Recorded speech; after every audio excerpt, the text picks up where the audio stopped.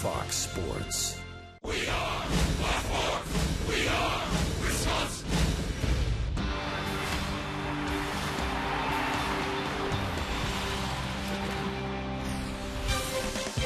A beautiful night for baseball at Miller Park. It's game 2 between Cincinnati and Milwaukee. This Brewers Red Series on Fox Sports Wisconsin is presented by Burger King. Should have a good crowd on hand here at Miller Park, and a couple of right-handers toe the rubber as Homer Bailey and Giovanni Gallardo, who both surprisingly have only one win each to talk about so far on the season. While two of the top sluggers in the league swing for the fences here at Miller Park again tonight, Jay Bruce and Ryan Braun, they each went yard on Monday, and they're each near the top of the leaderboard in slugging in the National League as well. Hi, everybody. Craig Kashan and Davey Nelson back with you here as our coverage of Brewers baseball continues on Fox Sports Wisconsin. And this should be a fun table setter when you talk about the sluggers in Braun and Bruce and what we saw last night as well. And Davey, they are two of the top Triple Crown threats in their respective teams this year. Well, they certainly are. And Ryan Braun really, as you saw him just crush that ball at dead central field there. I say central field, but it's dead central is right. But he's got extreme power both ways. Jay Bruce is the same way. This guy is so valuable to his ball club. You know, they've got Votto and Phillips, but Jay Bruce is a stabilizer there, and they both have very good eyes at the plate. And Bruce and Braun, two of the top Triple Crown threats on their respective teams. Each lead their teams in batting average, home runs, and RBIs, and they're ready to go head-to-head again here tonight at Miller Park. The great Gallardo takes the ball in his home park. B and Ron tell you the significance of his 7th start of the season when we come back for the first pitch at Miller Park.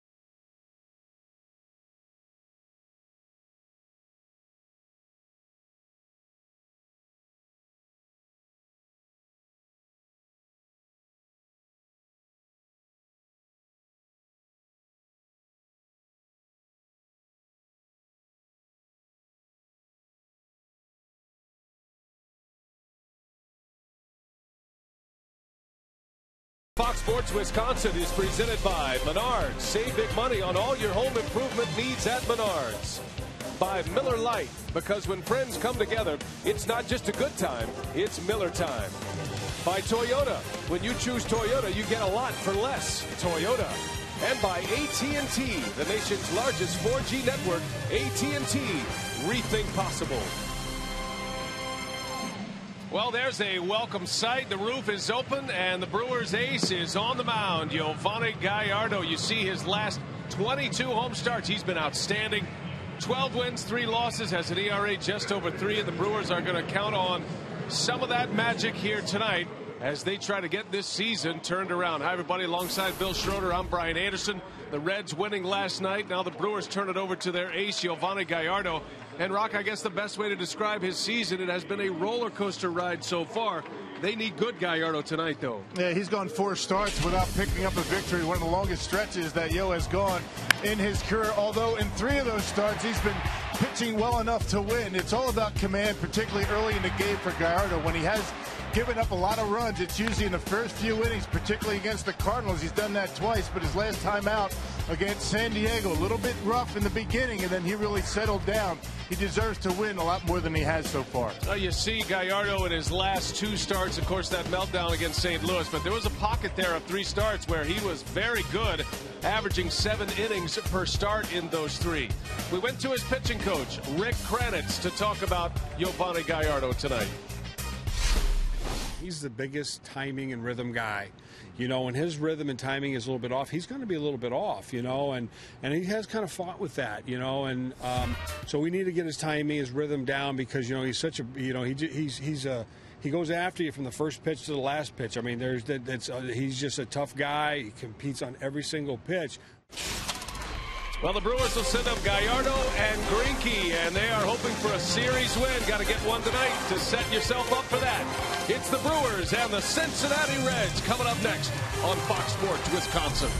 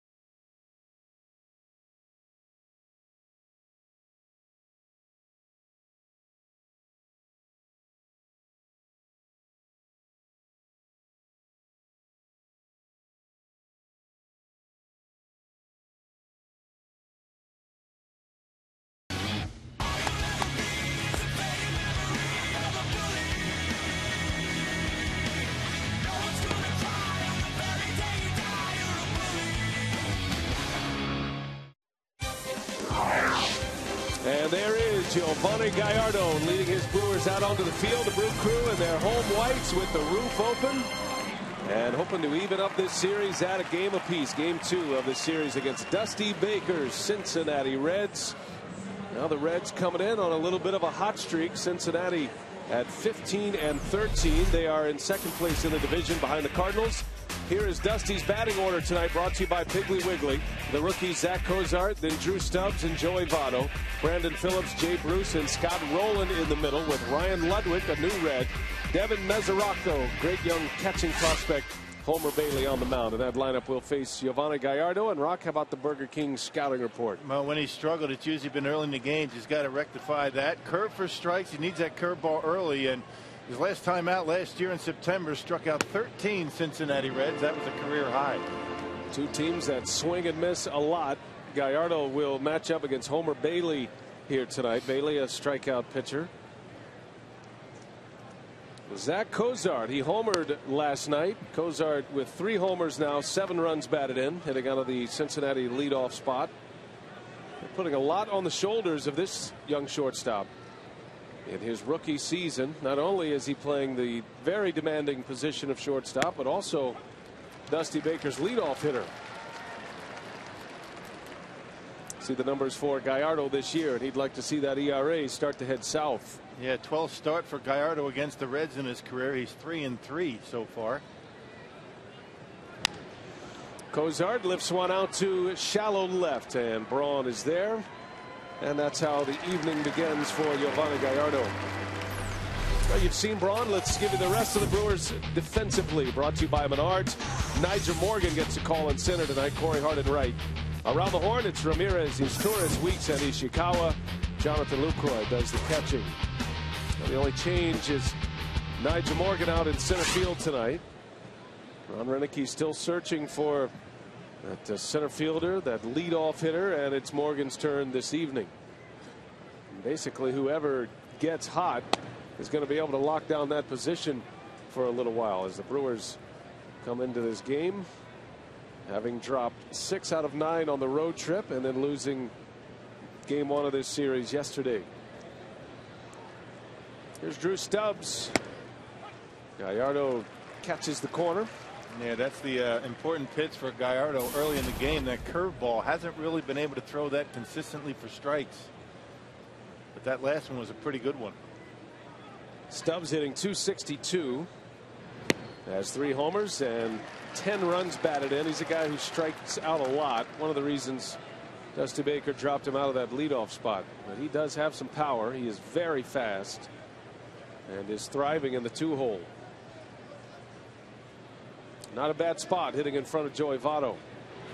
There's a swing and a miss. And right away, Rock, your scouting report talked about Gallardo's curveball. That was a dandy. Yeah, with a team like this, the Reds, they hit a lot of home runs. If you don't have that breaking pitch early, you could be in trouble right out of the gates. A couple of very good ones. One for a strike, one out of the zone with 2 strikes. And he's able to get Drew Stubbs.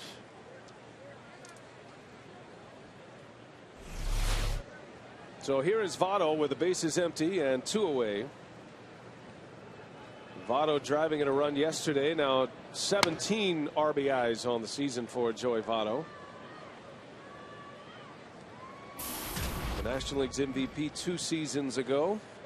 Of course, Ryan Braun winning it last year. You got 2 of the top hitters in all of baseball. And then you add Jay Bruce into that mix. Bruce is off to a great start this season, while Votto, pedestrian numbers for him at this point, but Joey Votto still hitting .292. And one of the toughest outs in all of baseball. And Votto and Jay Bruce, very good numbers career against Giovanni. Coming into play tonight, Joey Votto hitting .333 against Gallardo. 7 hits in 21 at-bats. Does have a home run against him. There's our 4-man umpiring crew tonight. Veteran umpire Dale Scott calling the balls and strikes. He's the crew chief. CB Buckner, Bill Miller, and Dan Isonia on the bases.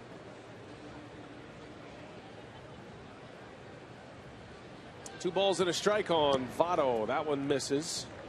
And it goes to 3-1.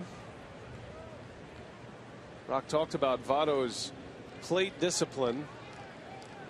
He has an on-base percentage starting play today at .444. That is tops in the National League. He does not chase very often. There's a strike. 3-2. Yeah, very good pitchers pitched by Yo on a 3-1 count. Yeah, Joey Votto has already walked 26 times this year. 64 degrees. And Rock, they're closing up the roof. Yeah. Slowly but surely. So at least we started this game with an open roof for the first time all season. Oh, that didn't miss by much. Votto draws the walk. And Gallardo will pitch from the stretch with a runner at first and 2 away. That's a guy right there that very rarely, if ever, not only doesn't give up an at-bat, never gives up a pitch. I mean, you talk about the concentration for a hitter. And that's what it takes to be as good as Votto's been.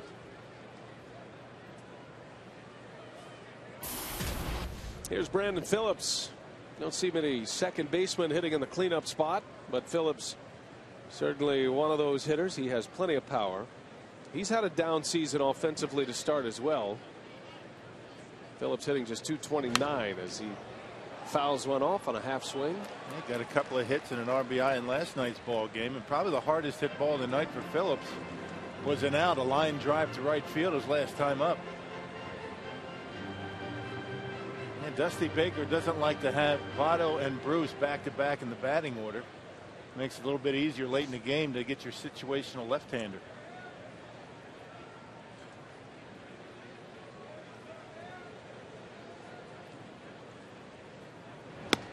Big swing and a miss. Phillips coming out of his shoes on that Gallardo fastball, and it's 0-2. Yeah, good life on that last pitch, 93. And you can see Brandon Phillips pulling his head a little bit, trying to hit that one out of the ballpark.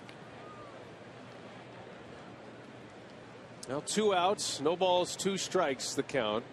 Joey Votto at first, Gallardo trying to work through a scoreless first inning as Phillips swings and misses, and a good start for the Brewers ace Giovanni Gallardo, picking up a couple of strikeouts. And now the Brewers will step up to the plate against Homer Bailey.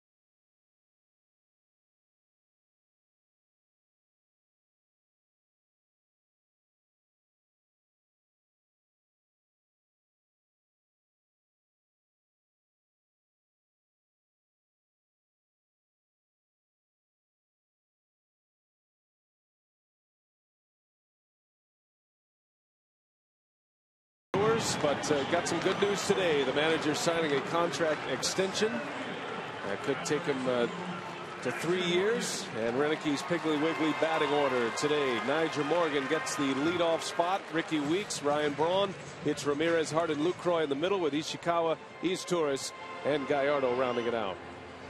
And that lineup will face Homer Bailey. He's pitching pretty well this season. Bailey has a 1-2 record, but rock an ERA of 3.77. Former first rounder by the Reds, a homegrown product. Yeah, he likes to throw a lot of fastballs, and they say his fastball is much better this year than it was a year ago. Talking about the velocity.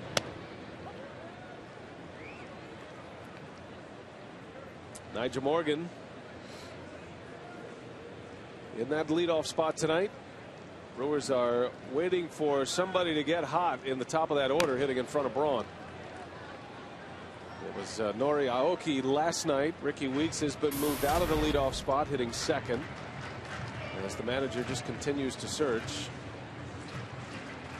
Got to get something going at the top. Ron Renicke's been waiting for that. And here we are in the second week in May. Let's check the defense for Cincinnati. They're a good defensive club. Did commit an error last night. 17 errors on the season. It is Ryan Ludwig getting the start in left field. Stubbs and Bruce join him. Roland, Cozart, Phillips, and Votto. Same as last night. And the catcher tonight is Devin Mesoraco, 23-year-old talent. Morgan hanging tough against Homer Bailey. Been kind of a wild ride for Homer Bailey. He was a first-round draft pick, was the Reds minor league pitcher of the year. Maybe pushed to the big leagues a little sooner than those in the organization would want. But Bailey has had his growing pains, but now finally starting to settle in. You know, he's only 26 years of age. Seems like he's been around a while. From LaGrange, Texas. He just has not been able to come up with a consistent off-speed pitch. He's got that big fastball, but that's not going to get it done in the major leagues. Not as a starter.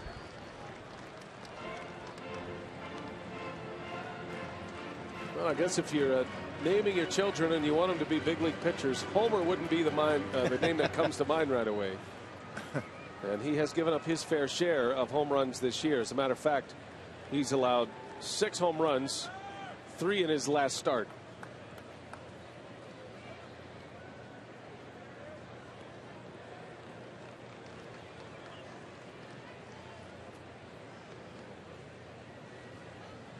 Good battle here. Morgan, the 8th pitch he's seen, and he pulls another one foul. Count remains at 2-2. And most of them fastballs to Niger. And Bailey's a guy that is going to come right after you. He's got a curveball that'll flip up there from time to time, cutter, splitter, but he relies heavily on the fastball. And a strikeout. Morgan, a good battle, but down he goes. How about our Burger King scouting report on Homer Bailey? Anything new you can add? Absolutely. From what we've already discussed, you bet you he's winless against the Brewers in 8 starts, but he's pitched pretty well in most of those. His velocity's up to about 96, and you wonder if Ricky Weeks is going to snap out of it. He's 10 for 17 with a home run. That's a .588 batting average against Homer Bailey. I thought for a moment there that the way you were fish-eyeing me that maybe I'd given away some of your scouting report. That's okay. We can always make adjustments. All right. Nice. Good. Very timely with Ricky Weeks coming up as well. We'll see if the numbers hold true. Weeks could use a hot streak. The Brewers tend to go as Ricky Weeks goes at times, especially in his spot in the batting order.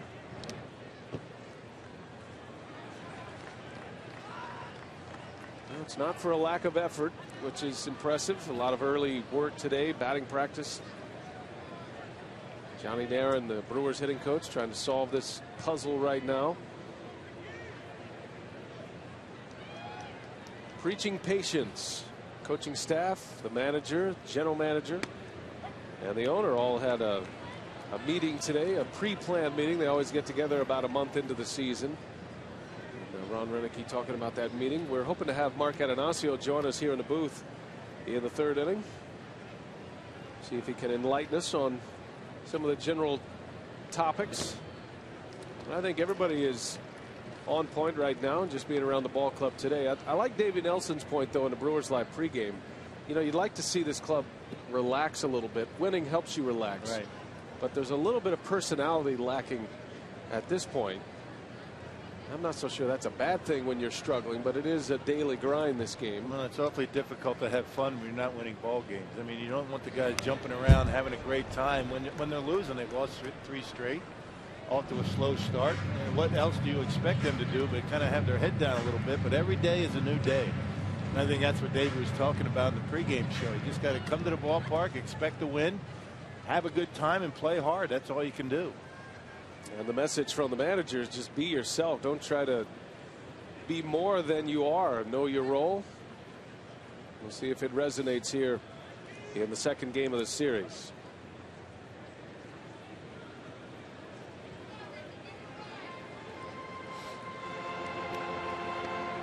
Bailey, the 7th overall pick in 04.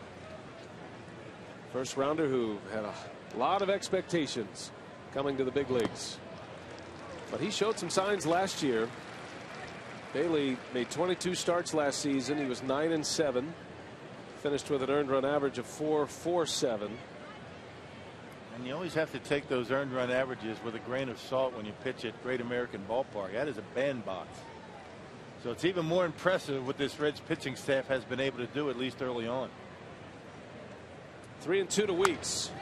Fouls it away. Another long at bat. So the Brewers top 2 hitters seeing a lot of pitches here early from Homer Bailey. He's already thrown 16 pitches. And that last fastball at 96 miles an hour by Bailey. He's got a good arm.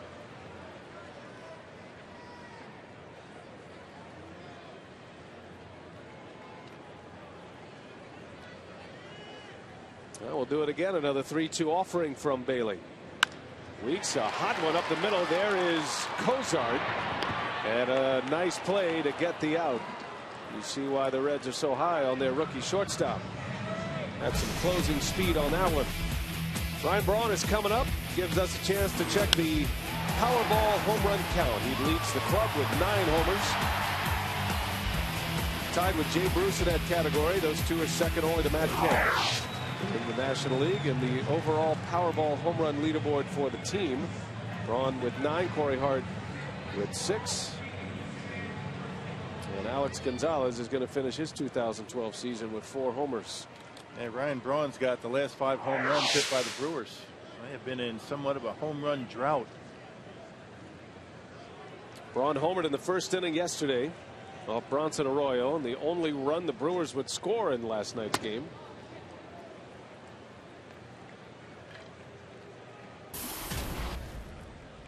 Well, you can always tell the pitching staffs that have done their homework on Ryan Braun. They typically bust him inside with big fastballs.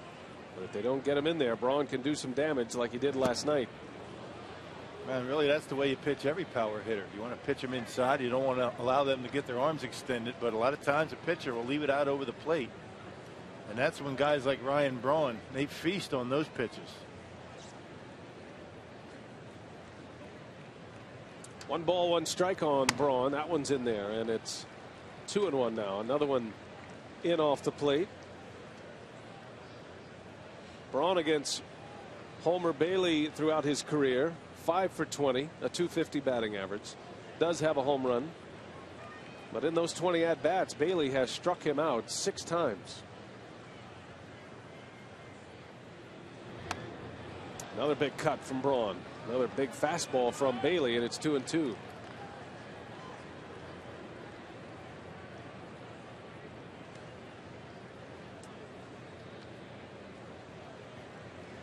Ryan comes in with a batting average of .288.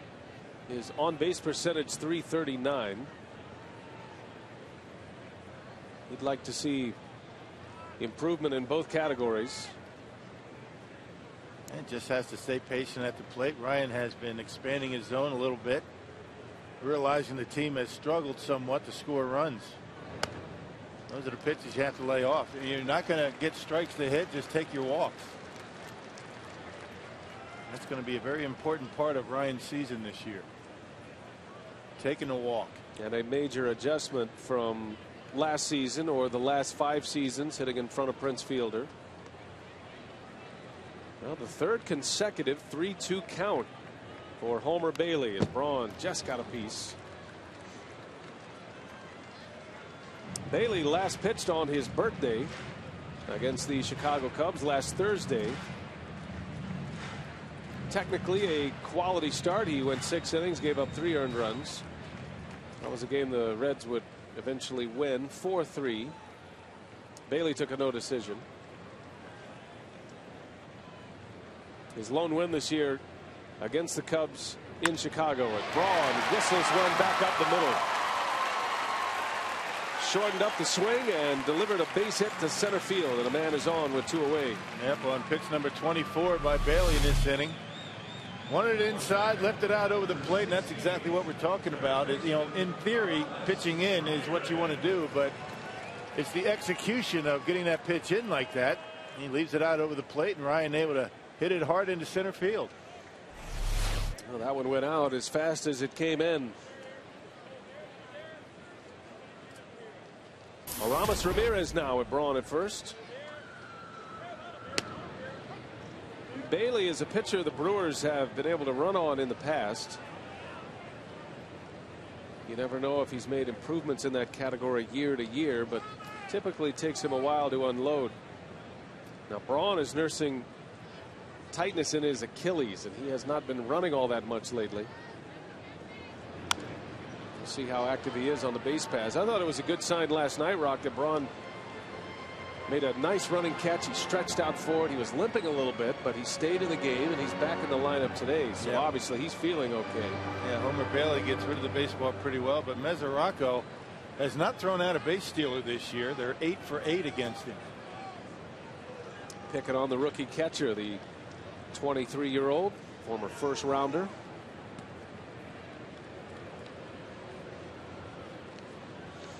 Got a battery tonight for Cincinnati. They understand the pressures of being a first rounder and certainly understand the upgraded bank account as well. That was close. Braun just back.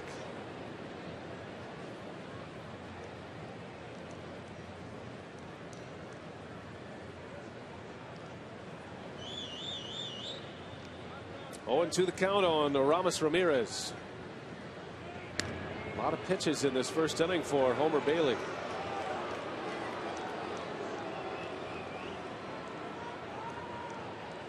Man, really not a very good running count for Ryan Braun. I'd be surprised if he takes off. And Ramirez drilled by a pitch, and he's down in a heap. That caught him on the elbow. And now we will anxiously watch and wait. Well, you just hope it's right above the elbow, and it looks like that's where he was holding that arm. You get a little bit of the muscle, you're going to be all right. If it hits bone, then you might be in trouble, but it looked like it got him just above the elbow. Yeah, good call.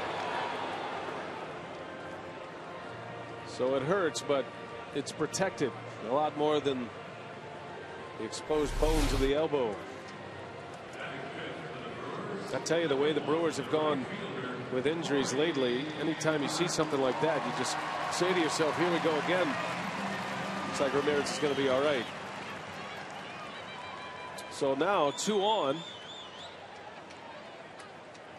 Corey Hart stepping in.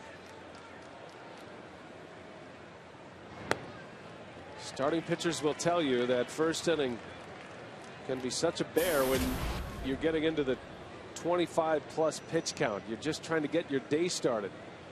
You can jump on a starting pitcher quickly if you can get a pitch count up like the Brewers have against Homer Bailey here.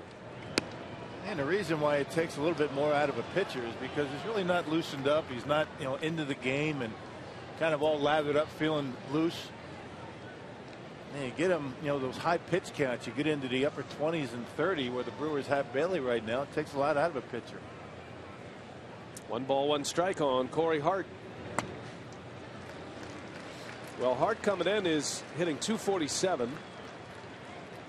Has 6 home runs, 13 driven in.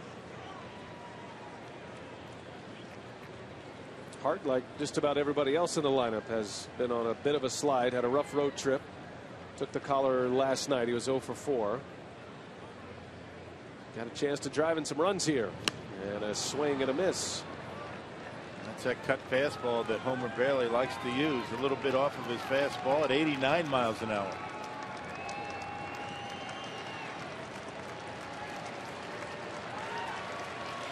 This will be the 32nd pitch of the inning. Corey Hart looking for a mistake with 2 strikes. 2 on with 2 out. And Hart takes ball 3, and again it goes to a full count. 4 of the first 5 hitters have pushed it to a full count. The only one that didn't was Ramirez, who was hit by a pitch.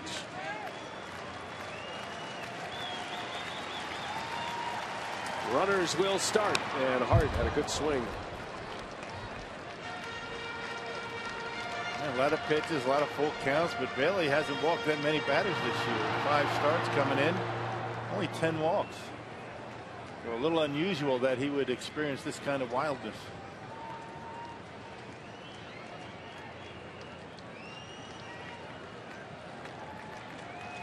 Well, we'll do it again. Braun and Ramirez will be off with the pitch.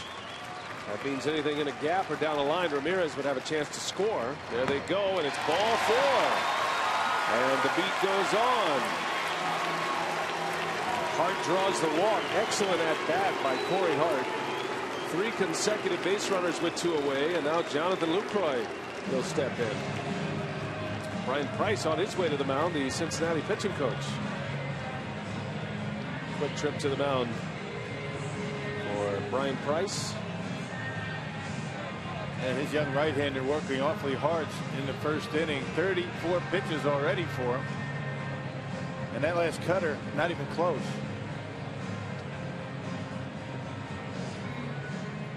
I'll give some credit to Nigel Morgan and Ricky Weeks. They both ended up with outs, but Morgan had a 9-pitch at bat. Weeks with an 8-pitch at bat. Braun took it to 3-2 before his single. A hit batter and a walk. And here we are with the bases loaded in the first.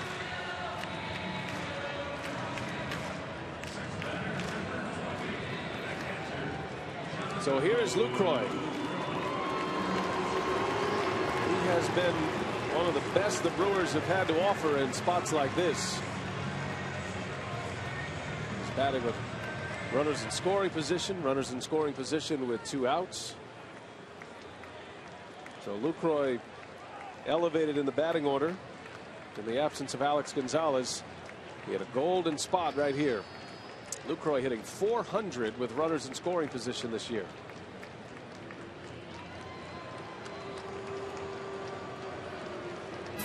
Ordinarily, hitters like Lucroy will do a good job in these spots, not trying to hit the home run. Drives the ball to the opposite field, and pretty good 2-strike hitter.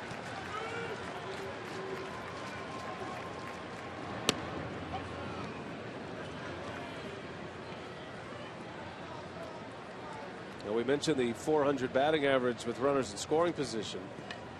With runners in scoring position and 2 outs, Lucroy is even better. He's 5 for 9. That's a .556 batting average. Bases loaded, 2 outs in the first inning. Lucroy takes a strike. Bailey dots the corner with that one.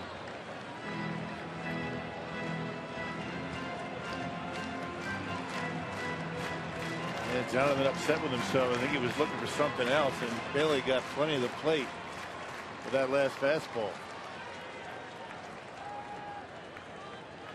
The 37th pitch of the inning. And it's back up the middle, a base hit. Braun will score. Here comes Ramirez. He's in there. And Jonathan Lucroy not only does it with 2 outs, on an 0-2 count, he drives in a pair. I'm not sure why Bailey decided to go with a strike, and particularly with a cutter. But he did. It was inside, and Jonathan pulls the hands in, just like we were talking about. Good 2-strike hitter. Tries to hit it right back through the middle. I think Jonathan guessing a little bit his first couple of pitches. That last one right down the middle. There's the cutter. Missed his spot, and Jonathan able to bang it right back into center field. There's a big hit. Gives Giovanni Gallardo an early lead.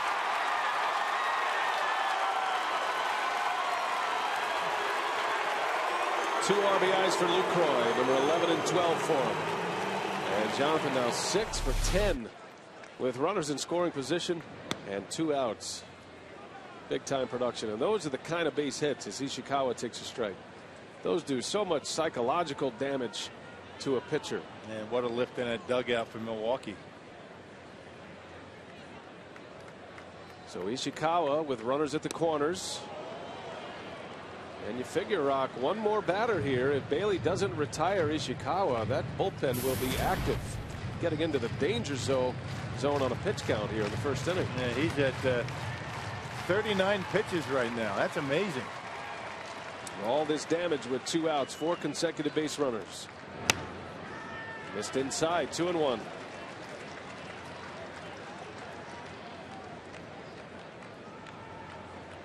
2 hits, a hit batter, and a walk with 2 outs in the inning.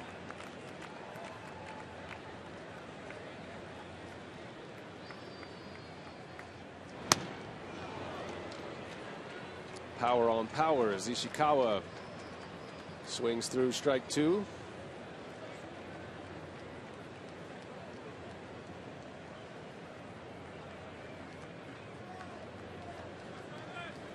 Travis had a double last night. Getting the start once again at first base, and down he goes. Bailey strikes him out, but the Brewers do some serious work. A ton of pitches. Lucroy delivers with a 2-out, 2 RBI single.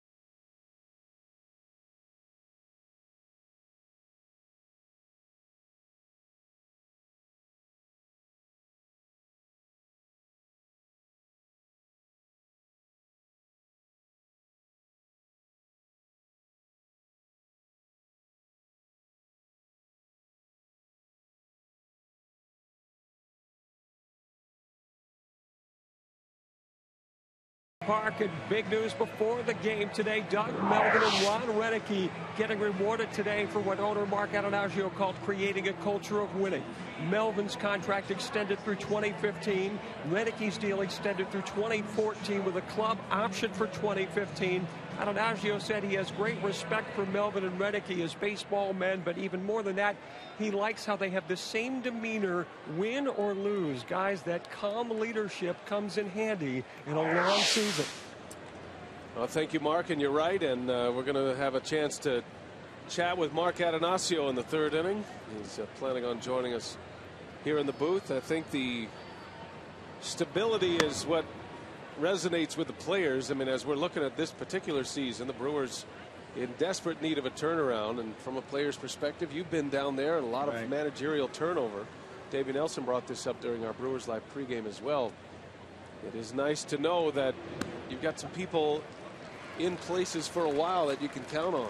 It's a great announcement, and finally some good news around the ballpark. We're not talking about injuries. I don't think it's a big surprise. I don't think anybody thought there was going to be a turnover in either the general manager or the manager for next year and beyond, but it's nice to have it all official, tied up in a nice bow, and the players appreciate, you know, and I'm sure Doug Melvin and Ron Renicky very pleased that things have become official here. So back to the business at hand for the Brewer skipper. By the way, Doug Melvin promoted to team president as well, president of baseball operations. And we'll see how that affects the rest of their staffs. Doug Melvin's baseball operations staff, Ron Renicky's coaching staff, now that their contracts are done. Jay Bruce 2-2. It's Gallardo pitching with a 2-0 lead, and he dots the inside corner, striking out Jay Bruce. We talked about command early in the game. It's been a bit shaky from time to time for Gallardo, but not so far in this game. Boy, really catching the edge with his fastball and his curveball for strikes. That's what we talked about when we came on the air tonight. 1 out for Gallardo, his 3rd strikeout. And here's Scott Rowland. this Reds batting order full of talented hitters, but the one guy who has given Gallardo some trouble over the years is Scott Rowland. He's hitting for a .538 batting average against Gallardo. 7 hits and 13 at bats. That includes a home run.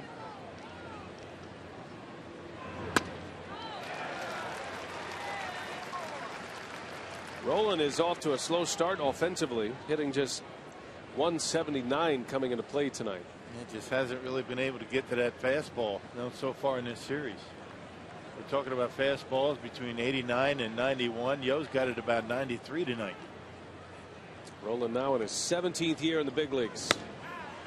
And that one misses away, not by much. Rowland didn't chase.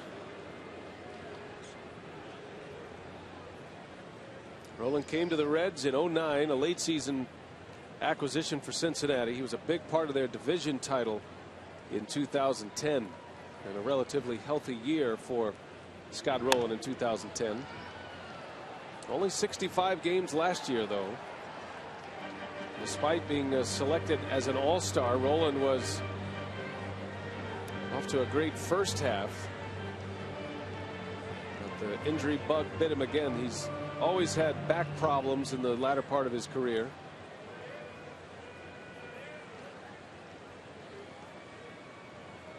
Ball and 2 strikes. Lays off another breaking ball. It's 2-2 on Rowland.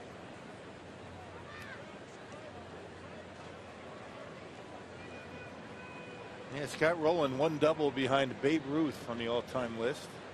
Hey, anytime you're close to Babe Ruth on any list. Just looking at the notes. That's yeah, great. How about that? Babe, the Babe. Good one. Here's the 2-2. Hit high in the air. That's got good wood on it. Back is Niger Morgan at the wall. He leaps up. Oh, and he makes the catch. Tony Plush is back. What a play, Niger Morgan. Well, you love his enthusiasm. What a catch. Taking extra bases, maybe a home run away from Scott Rowland.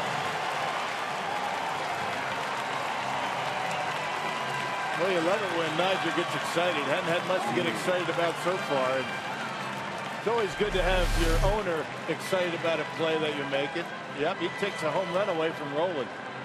Wow, timed his lead perfectly. Morgan pulls one down. Look at this again. What a great play it was. That is one of the best of the year so far. And you can bet you'll be seeing that one all over the highlight reels tonight. So 2 outs in the inning. And here's Ryan Ludwig jumping on the first pitch. Foul territory. Ishikawa up against the rail, crashing in, and he makes the catch. Oh, you got to be kidding. Morgan and Ishikawa put together a couple of gems here to finish the second inning.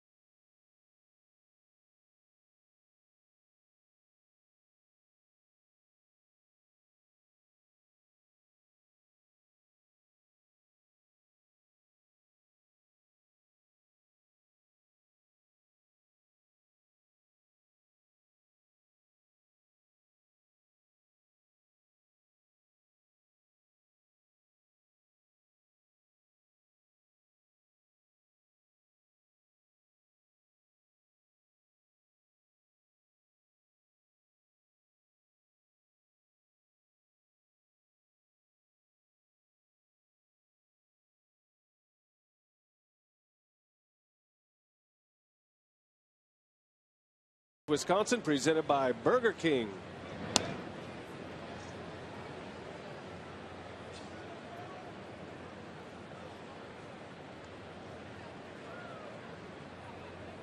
Well, Nigel Morgan making a great play. He and Travis Ishikawa. And that last one from Ishikawa, I think that was second row. That wasn't first row. That was deep into the seats. Two very good catches. I'd say the Brewers defense started out a bit shaky, but they've been good. They're about middle of the pack right now. We talked about the Reds with only 17 errors. The Brewers have committed only 19. They really tightened it up. Now, sometimes, you know, offense will get a team jump started, get the enthusiasm back. We were talking about the personality of the ball club. But sometimes defense can do that as well. And that was quite a scene in the dugout between innings. Everybody up out of their seats. As Torres bounces over to short, Zach Cozart makes a play for out number one. Let's take another look at Morgan and Ishikawa to finish that second inning. You just never know what's going to jumpstart a team. Offense, defense, running the bases. A good pitching performance, getting out of a big jam. But Nigel Morgan taking away a home run, and check this play out. I mean, that's a second row right there in the seats. Knows exactly where he was. I bet Travis was watching our instructional last night. Davey Nelson talking about how to play in foul territory when you're up against the wall. And so he listened to Davey last night on the instruction. Very nice, very nice. And coming in, the scene. Morgan putting some smiles on the faces of the Milwaukee Brewers. What he was known for last year. Great camera work, by the way, as well, capturing those images. Two outstanding plays. So here is Gallardo with one away. See how Bailey responds after a very long first inning where his pitch count soared over 40. Giving up the 2 runs. 2 hits in the inning, a walk. There was a hit batter. Lucroy had the big hit on an 0-2 pitch with 2 outs. Drove in 2 runs with a single. Gallardo back to the mound. Bailey takes care of the Brewers pitcher for out number 2. A reminder that Sundays on Fox Sports Wisconsin, join Tom Brokaw for Boys in the Hall. The personal stories of some of baseball's greatest legends. This week it is Robin Roberts. Boys in the Hall, Sundays presented by Subway Restaurants, where winners eat. The great Philly, Robin Roberts. Tony Plush has finally arrived on the 8th of May. He's been keeping it in Tony Hush mode, as he said. And it started in spring training. Yeah, well, really started last year in the pennant race down the stretch and into the postseason. Right. I mean, he was tough to get an interview with for a man who couldn't get enough of the camera early. Could hardly get him in front of one until the postseason. Of course, he had the famous hit, Nigel Morgan, one of the all-time iconic hits in franchise history, the base hit that sent the Brewers to the National League Championship Series. Game-winning extra inning RBI single to beat the Arizona Diamondbacks. And he slaps that one into left field. And there's that swagger coming back. Yep, another 0-2 pitch. Hit hard into left field this time. That fastball right down the middle of the plate on an 0-2 count. And Nigel Morgan making him pay for it. That's a good piece of hitting, and I think that's what Johnny Naron is hoping to see more of from Morgan. Wanting him to use the opposite field. Well, now you bring a home run threat to the plate with a man on. Do the Brewers have some more 2-out magic in them? Man, that's really Nigel Morgan's game. Up the middle, slapping that high fastball in the left.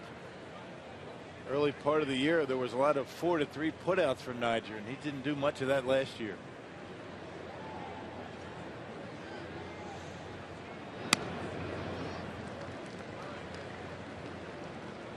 Well, this will be interesting to see how Renicky plays the running game here. Nigel Morgan has 3 steals this season. He's been caught once.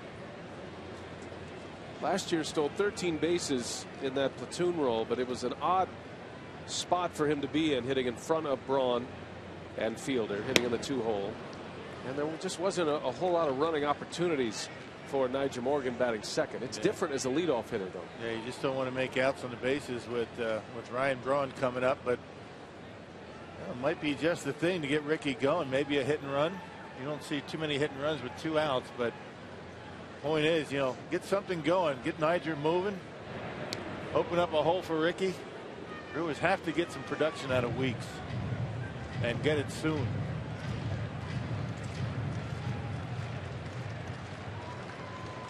Weeks had a long at bat against Bailey in the first inning, and hoping, like Nyjer Morgan, that it'll translate into some success in round 2.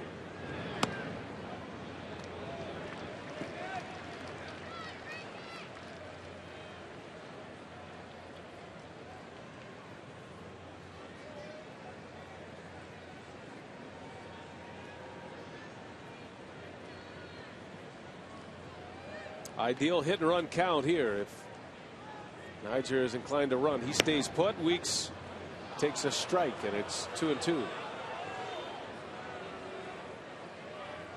Even Nyjer taking off on a hit and run wouldn't open a hole as big as there is right now between first and second. Brandon Phillips just about right up the middle on Ricky. Gives you an idea about the Weeks spray chart this year. Reds don't think he'll use the opposite field, at least on the ground. Outfield is straight away on Weeks. There's a bit of a shift on. We're starting to see that a little more here with the Brewers. Guys like Weeks and Corey Hart, shifts that they are not accustomed to. 2-2, and Weeks takes one in off the plate. That was close. There is the spray chart for Weeks. His 2 base hits this year of his 19 have come to right field. Again, he's in a 3-2 count. He's seen a ton of pitches already against Bailey in his 2 at-bats. There goes Morgan. Weeks lays off, draws the walk, and now the muscle coming up with 2 aboard.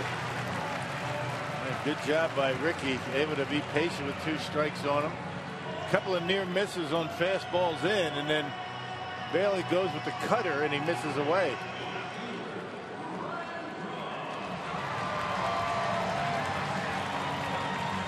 Well, the Brewers scored both of their runs in the first inning with 2 away. Bailey retired the first 2 in this inning on a base hit and a walk, and now Braun steps in with 2 aboard and a chance to do some more damage in the second against Homer Bailey.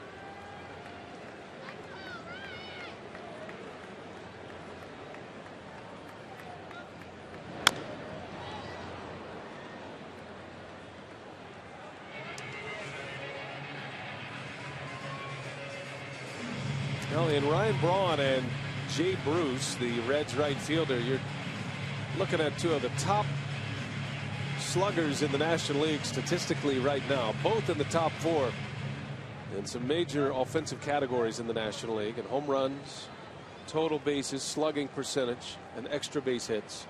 Both lead their teams in batting average, home runs, and RBIs. Braun in a big spot to drive in some runs here. And both are heating up at the plate. For Braun, you go back to April 21st. He's hitting at a .327 clip. And Jay Bruce sitting on a 10-game hit streak. He's at .386 since April 19th. And not only hot with the batting average, but a lot of home runs in that stretch. And both of them very good defensively in the outfield. Is there a better arm in the outfield than Jay Bruce? I mean, as far as throwing arm and accuracy, teams just don't run on him. Yeah, nobody really takes that chance, and you don't really get to see it that often because teams don't run on him very often. Kind of the Raul Mondesi effect. Right. Remember when Mondesi came up? He's never up there in outfield assist because he doesn't get a chance. Nyjer Morgan at second. Reached on a 2-out single. Ricky Weeks over at first. And a ball and 2 strikes on Braun. Fouls it away.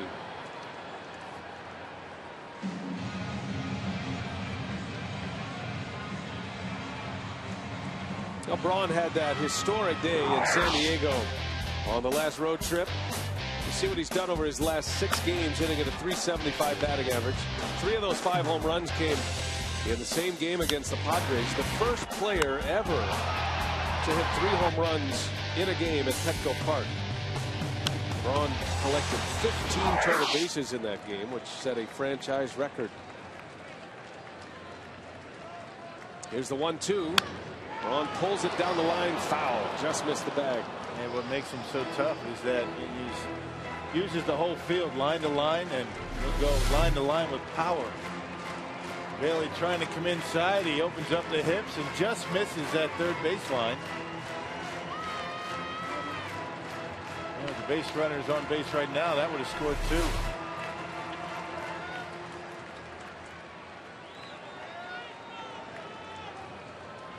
Morgan and Weeks ready to run. Do another 1-2. Braun in the air, left field. That is going to get down fair, and it'll bounce up and out. It'll be a ground rule double.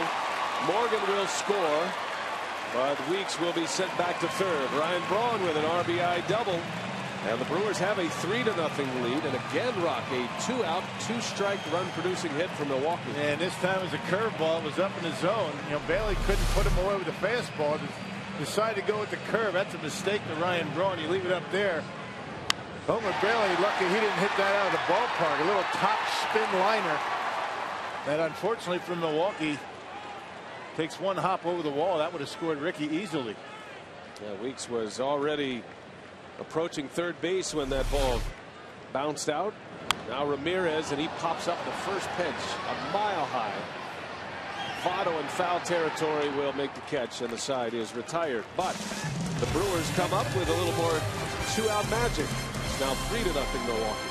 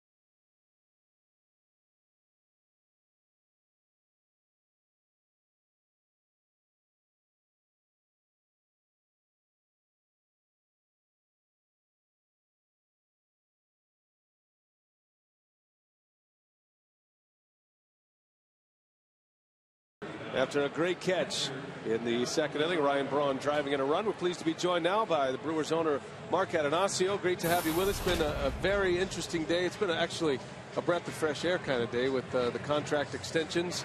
Ron Renicky and Doug Melvin, and obviously there was a lot that went into that. Tell us from your perspective about these contract extensions. Well, we've been looking at doing something with both Doug and Ron for a while. And, you know, to Doug's credit, he's always wanted to put the team first and the needs of the team first. So, you know, spring training kind of dragged into the start of the season. And then we had a couple of things to address on the team, as we all know, with injuries and whatnot. And so, you know, Doug's contract and Ron's contract ended up coming in for landing about the same time. We had to get air traffic control set up there. Yeah, both of these guys have done a great job. Your comments before the game, you said the Brewers won like 58 games before Doug Melvin showed up. 56 wins right. The year before Doug Melvin came here. And so he's done a remarkable job in building this club.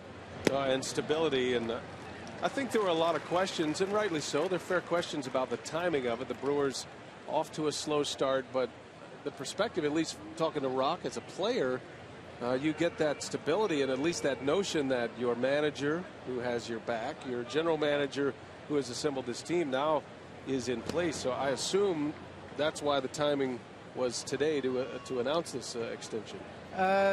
Actually, it's as you say, it all somewhat was serendipity, or it just came together. This was the time it got done. It was always the plan to extend both, Doug and Ron.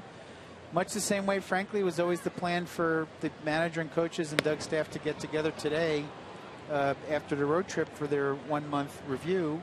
Happened to be a point in time that their contracts got done, and I was in town, and it really just happened that way. It was really nothing, but it's good because it's good to get everybody together, all the good thinking around the club, and on top of that, to reiterate at the end of the meeting that the guys would be here for several more years. There's a ground out. Mesoraco is retired. In case you're just picking us up, the news of the day for the Milwaukee Brewers, Doug Melvin promoted from vice president and general manager to president of baseball operations and extended through the 15 season. And the manager, Ron Renicky, extended through 14 with a club option to 15. And that has a great effect on a ball club trying to get things turned around.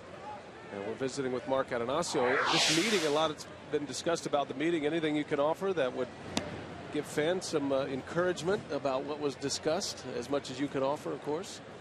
Well, the best part, which is nothing, no juicy tidbit, is that it really is business as usual. The meeting was very similar to a meeting that everybody had at the end of spring training in terms of analytics and where the team is, where it's going. And given the number of veteran players we have and their stature, you would expect there would be a reversion to the mean, or them to return to their normal abilities and, more importantly, production.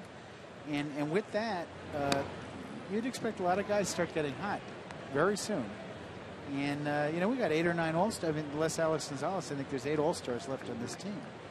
And so, virtually everyone, Ryan now is getting near his historic, production. And there's a liner right to Ishikawa for out number 2. And our catchers are performing, right. Rock, as you would, our catchers are actually top performing offensive catchers in baseball this year. But other than that, everybody, pitching included, is below where they should be. Well, which means that historically we have this saying up here, the media guide never lies. So you figure Ramirez is going to get going. Ricky has got to get going. The top of the order, I guess everybody knowing that they need to get it going. But you like the attitude of Ron Renicky with all the injuries that have been going on with the Brewers. You can't use that as an excuse. No, Ron has never made an excuse about injuries at all. And his demeanor is really the same. What I liked about Ron from the moment he started managing is that his demeanor is the same whether we're winning or losing. So this is pretty much as tough a start as we could have, right? Especially because of the injuries. And he's the same guy. And he's talking to the players the same. He's running the lineup out there in the same way. Yeah, sure, maybe you do a little tweak flipping Niger and Ricky, but that's not any major shift there. In fact, Niger's as much of a natural leadoff hitter as Ricky is. Yeah, talking to some of the players at the end of the season, last season, after the 96 wins, as they moved into the playoffs, that was the one thing that the Brewers players said about their first-year manager at the time, Ron Renicky, how calm he was, how steady he was. And I remember Dale Swain even referencing that, Rock, when the Brewers played the Cubs, and he talked about some of the things he would take into his managerial tenure in Chicago. And he's being challenged once again, but the injuries are certainly something to deal with and something to discuss. Major injuries to basically 3 starters, a pitcher and 2 starting position players, and the plan moving forward concerning those injuries from your perspective. Well, one of the things Doug always tries to do is create, depth for us. So Marco Estrada, we were able to just move our long pitcher into number 5 spot. Travis Ishikawa, again, we'd have to scramble. He was on our roster.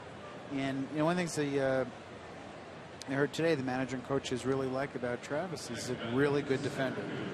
And we saw one of the plays tonight when he went into the stands to catch that foul ball, but he saves errors with his long reach and positioning around first base on a lot of throws. And Cesar Astures, by the way, is a very good defensive shortstop. Not as much of an offensive shortstop, but he's at least as good as Uni Betancourt was in defense. So we built the team around our pitching this year, and we believe the lineup out there now is a better defensive lineup than we had last year.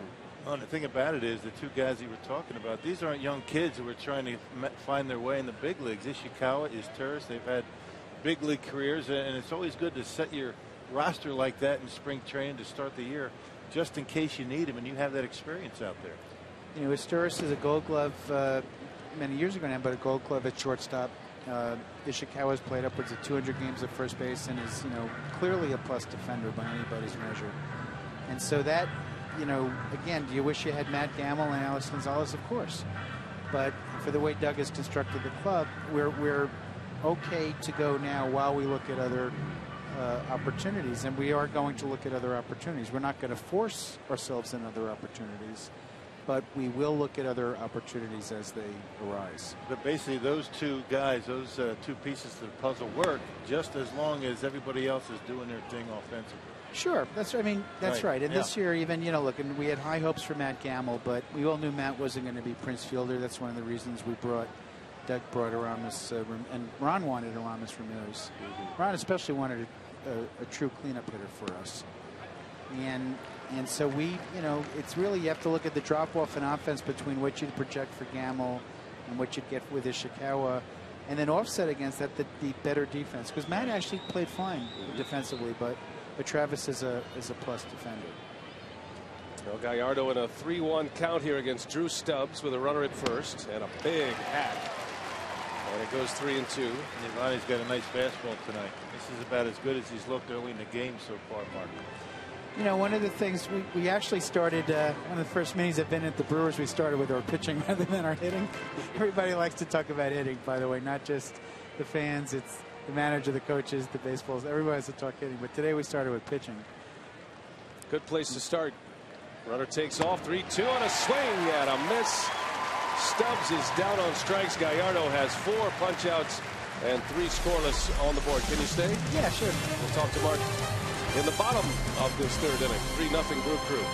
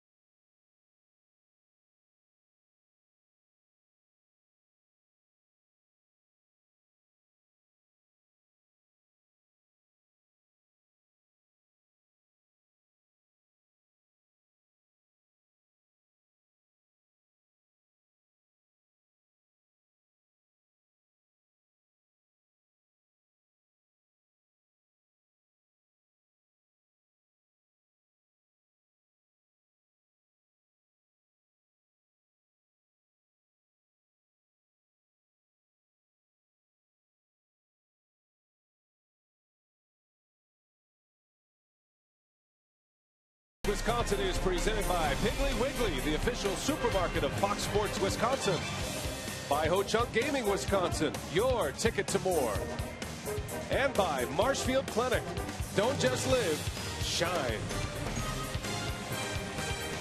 We welcome you back, Miller Park. The roof is closed. It was open when we started. We're visiting with Mark Atanasio, the Brewers owner, and enjoying this early 3-0 lead. The Brewers are headed to the bottom of the third. Mark's just been filling us in on a busy day from his seat and the baseball operations seat, the contract extensions, the meeting with the coaches. And I guess now looking forward, you know, obviously we're always talking about budget, and you know, you're the man who writes the checks, but you mentioned that the Brewers, Doug Melvin and his staff, will be aggressively out there pursuing maybe some spots that you can fill. But I thought you made a good point. You're not going to compromise the organization. So what exactly does that mean at this point of the season? Well, what we need to do, first of all, we're getting some terrific pitching performances down in the minor leagues, up and down minor leagues. So, we've done a lot over the last several years, giving up prospects for, guys like CC Sabathia, Zach Greinke, and I think we're really looking to thin that out anymore. Corey Hart sends one to right. There's a long run for Jay Bruce, but he's got it for out number one. But opportunistically, other clubs have guys who have bad contracts who want to unload those contracts. And as I said the other day, we're trying to win this year. We had a little bit of a slower start than we'd like, and we've had a couple of injuries that are unfortunate. But that doesn't mean that, especially with 2 wild cards, that we can't turn this thing around. I think we're only 1 game different than we were last year at this point. Yeah, you remember May last year, you guys had a 9-game losing streak. I mean, you're never out of it. I mean, it's a different team, of course, this year, but a little bit shorthanded with the injuries. But you never know in this game. I mean, you never know who's going to get hot, who's not going to get hot. You just got to keep playing. And that's the message that, Doug Melvin and yourself and Ron Renneke try to get to these guys every day. Just go out there and battle. Lucroy bounces out, second out of the inning, and to Mark's point, looking back at the Central Division standings on May 8th of last season, the Brewers were 5.5 back, 6 games under 500, turned it into a 96-win season. So this year the Brewers are 5 games back, or rather 6 games back and 5 games under. You don't want to dig yourself a hole and continue to look back. I know Renneke can't stand that conversation, but it is. He doesn't like that conversation. You preach patience in this game, and you're hoping that guys can start performing up to their normal level. And I think the excitement here in Miller Park, the fans, it's a great place to play. A lot of energy here, and it gives these players life, you would think. No, they have, and frankly, if anything, our guys, they are not panicked, right? So if you were going to look at anything here, you'd say almost too complacent, almost too, they know they're good. And that, but by the way, you'd prefer that they know they're good than, than them starting to doubt themselves. Nobody in the clubhouse is doubting themselves. And, there's a real quiet confidence down there that they're going to start playing better.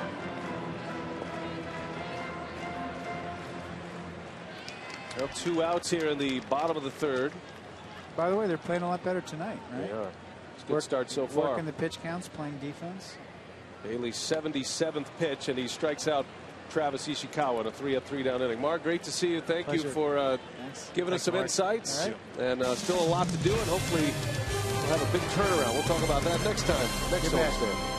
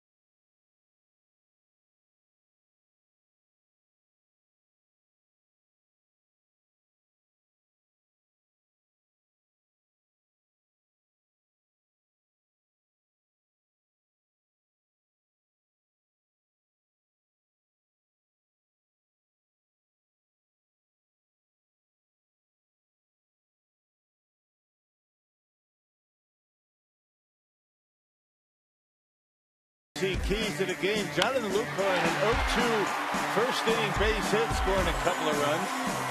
Gave the Brewers a quick 2-0 lead. Ryan Braun again with 2 outs and 2 strikes. A ground rule double to score Nigel Morgan, who got a base hit. And defense has been the word of the day. Nigel Morgan taking a home run to get away from Scott Rowland. And look at Ishikawa going into the stand with the final out of the 3rd inning.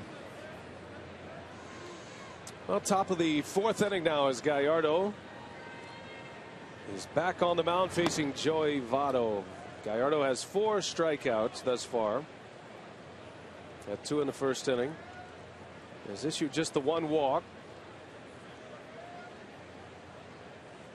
That's good to hear from Mark Atanasio, and you know he gives a lot of credit to Doug Melvin and Ron Renicky with the, what's the best word for it, Rock? The tone that is set. I think Mark's very measured in how he appears to the ball club. I mean, he makes sure he's ready to present himself to the team as well, and you don't want to create any anxiety based on the owner's perspective. Well, 2 things about Doug Melvin that I've known. I mean, since he's come on board, and you know, he never panics. I mean, he doesn't give the appearance that he's going to panic at any time, but by the same token, he makes these guys accountable for what they do in the field. I mean, he'll sit back, he'll watch, but if he feels like there's not much effort going on, he'll go down there and light the place up. Votto goes to the opposite field. Braun able to cut it off. Votto is on his way, and here's the throw. It's high, and Votto is in there. How about that throw? That throw a little bit lower. Joey Votto's an easy out at second base. He had made up his mind, Joey Votto. He was going to make it to second. Ryan Braun with already 3 outfield assists this year, and a little bit lower at throw. It would have been 4. This guy can hit. Joey Votto tried to catch the outside corner. He left it down the middle and slices it down the left field line. Now look at Brawny. Bad Achilles and all. This throws on the mark. Votto's an easy out at second base. So it is a leadoff double, and for the first time tonight, the Reds have their leadoff hitter aboard.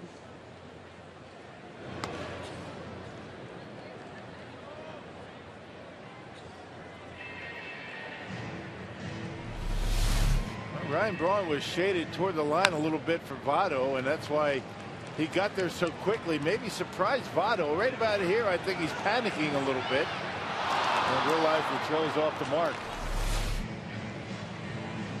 Votto runs pretty well. Never imagining that Braun was going to be able to cut that off, and if he was, not be in a position to make a throw. And the gamble paid off. So here is Brandon Phillips now, who struck out in the 1st inning. Gallardo had him chasing a little bit.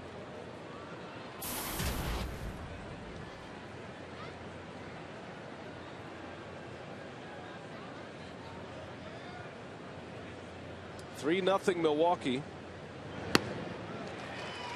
The Brew Crew scored 2 in the 1st inning. It was a 2-out, 2-strike, 2 RBI single by Jonathan Lucroy. And then Braun's 2-out RBI double in the 2nd inning, also coming with 2 strikes.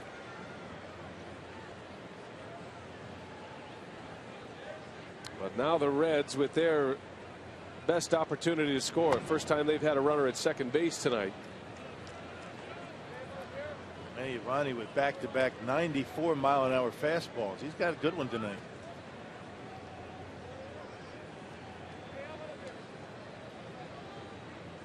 Perhaps the extra day between starts has helped Yo tonight.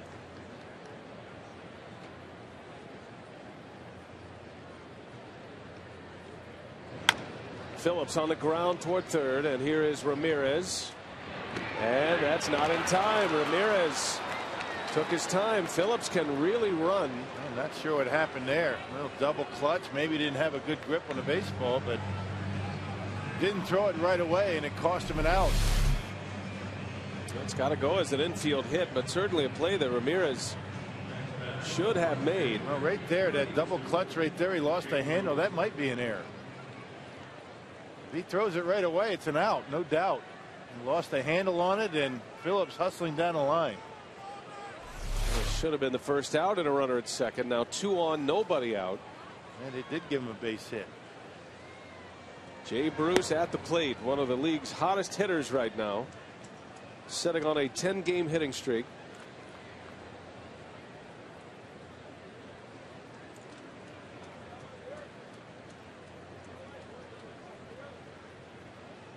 Big spot for Gallardo here in the 4th inning. And Bruce gets jammed. A pop up. Torres is out. It's an infield fly rule.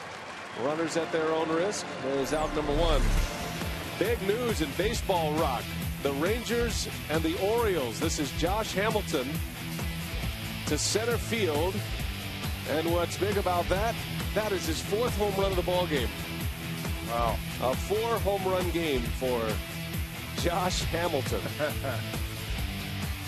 Well, those Rangers can hit a little bit. Goodness. And Josh Hamilton can't make his way to crack a smile. Hit 4 home runs, you got to smile, don't you? The last 4-homer game, Carlos Delgado. You got to go all the way back to the 2003 season. And Hamilton, not only has he belted 4 home runs, he also has a double and 18 total bases. Remember how impressive Braun's 15 total bases was in San Diego. Wow, Josh Hamilton, he is in the books. Yeah. They've got some bangers. They lead the American League in batting average, runs scored, home runs. Actually, 2nd in home runs to the Yankees. 2nd in pitching, 2nd in team defense. That's a pretty good team. They roughed up on the Orioles yesterday, and Josh Hamilton, his own wrecking crew. Roland pops it up. Ishikawa is there to make the catch. Well, with 2 men aboard, Gallardo has plowed through Jay Bruce and Scott Rowland. 2 gone now.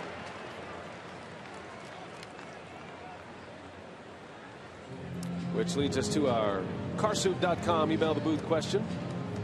Megan in Kenosha wants to know what is the most important part of Giovanni Gallardo's rhythm. We heard Rick Kranitz talk about that in our open tonight.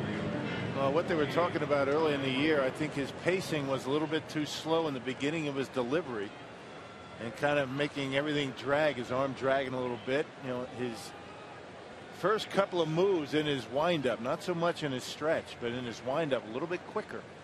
So the rhythm is quickened up a little bit, and because of that, I think Kranitz feels as though he's going to be more consistent in throwing strikes.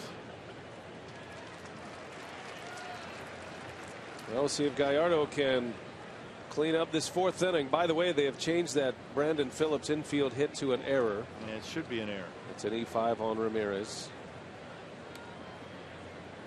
A double, an error, 2 on to start the inning, but Gallardo with a couple of pop-ups. Now facing Ludwig, former Cardinal. Ludwig spent some time with the San Diego Padres, ended up with the Pirates a season ago, and now signing a free agent deal with Cincinnati, rejoining him with his former Cardinal general manager, Walt Jocketty. His days with the Cardinals, hitting in front of Albert Pujols, he had about as much power as any number 2 hitter in the game. A lot of his home runs came to right center.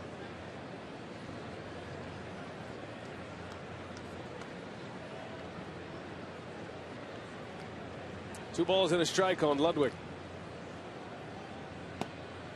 Got to be careful with Ludwig. He has big power. When he was rolling in St. Louis, he was hitting 2nd. Tony La Russa put him in the 2-hole in front of Albert Pujols, and he had a huge year. A couple of them. One of them was an all-star season. He can hit him as far as anybody in the game when he connects. That one misses away, and the bases are loaded. So Gallardo working with the bases full here against the rookie catcher Devin Mesoraco. Yeah, obviously the Brewers very careful with Ludwig. I mean, a bona fide run producer. He's had good success in his career against Gallardo. And just as soon go after the young catcher.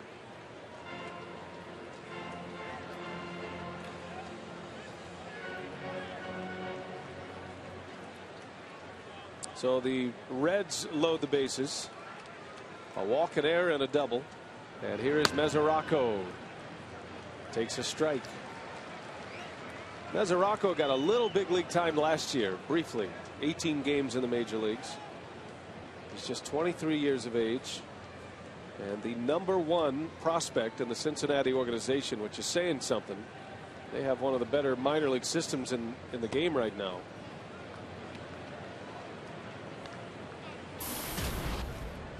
From Punxsutawney, Pennsylvania.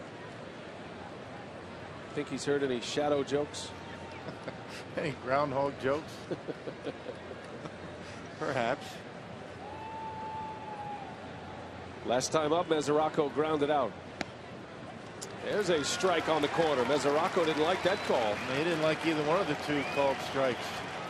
The first one and that last one, both of them sliders from Gallardo right on the corner. So it's 1-2. Gallardo trying to get through this troublesome fourth. Keep his shutout intact. He's given up just 2 hits.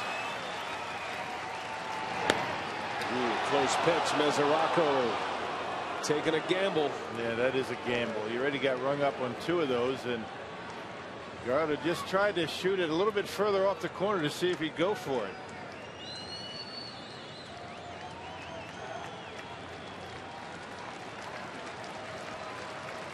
Nowhere to put him.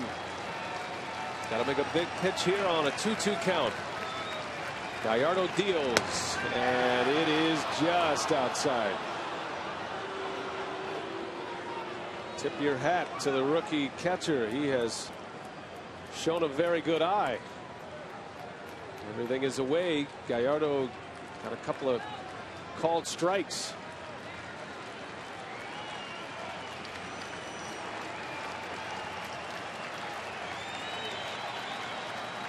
Full count, bases loaded. The runners go, and a foul out of play. Mesoraco showed good power in the minor leagues.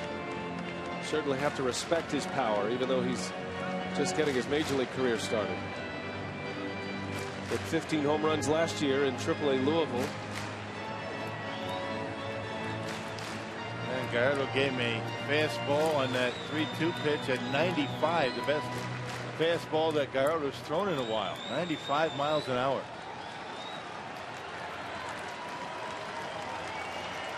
Do it again. 3-2. Everybody on the move on the bases, and a broken bat pop up. Weeks wants it. Gallardo is out of the inning. Strands the bases loaded. Shutout still intact as we go to the home fourth.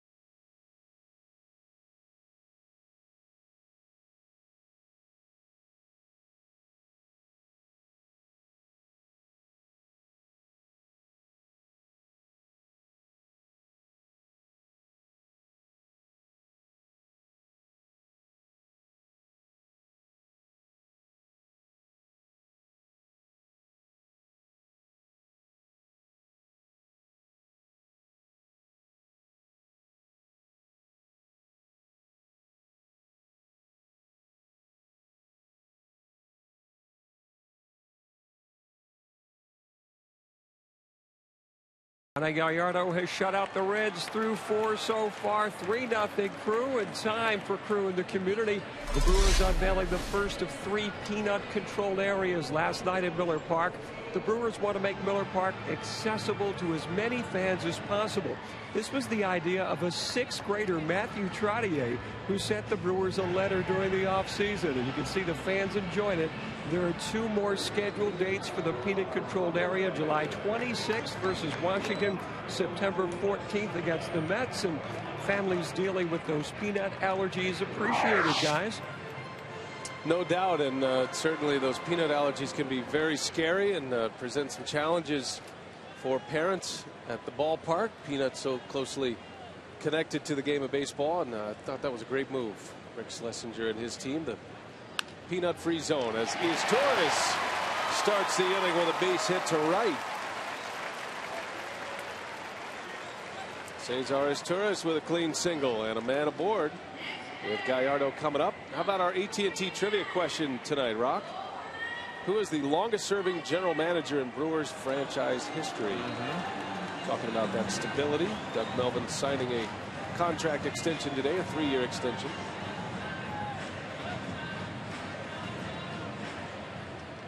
I'm thinking of another guy other than Doug that perhaps if he's not the answer, he's close. Gallardo pulls the bat back and flies out to right as Torres has to retreat in a hurry. That one almost worked. Well, even when the game isn't on, you can still see all the plays and at-bats that matter most during Brewers squeeze play. It's a 30-minute condensed version of select non-televised games. And tomorrow at 7 p.m. you can see a Brewers squeeze play for the final game of this series. Only on Fox Sports Wisconsin. Kind of the Cliff's Notes version of Brewers baseball. It's a matinee tomorrow here at Miller Park. What a pitching matchup as well. So if you're in the area, you should make plans to come hang out with us at the ballpark. You see the numbers for Johnny Cueto? I did. 4-0, 1.31 ERA. Wow. It's Cueto against Greinke tomorrow. Niger Morgan with a base hit to right, but he falls down. Bruce didn't see him. Otherwise, he had a play at first base. Niger goes crumbling at home plate after his base hit. Hey, you don't want to get thrown out from right field. If anybody can do it, it'd be Jay Bruce. That guy's got a cannon out there, a little bit of a barrel roll, and then there he goes. If Jay Bruce saw that, he might have had a play on him at first. You're not even thinking about having a play at first base with Niger Morgan. But it was there for him. Fortunately for the Brewers, he didn't see it. It's like one of those picnic games. You know, you spin around on the bat and then you have to go walk around. The dizzy bat race. That's a good point. Well, you know, folks here in Milwaukee, they're famous for the barrel roll. Right. Yeah. If you know what I mean. Yes, I do. Well, now it's Weeks. 1 out. First and second. Bailey is nearing the end, you would think. The bullpen for the Reds is active now, as Bailey's pitch count is at 82. That is J.J. Hoover, whom the Reds acquired in a trade with the Braves, getting loose.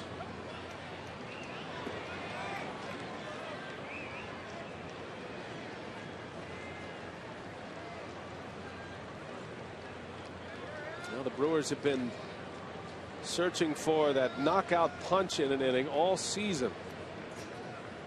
They could deliver a big one here. Ricky Weeks is at the plate with 2 on, with Ryan Braun on deck.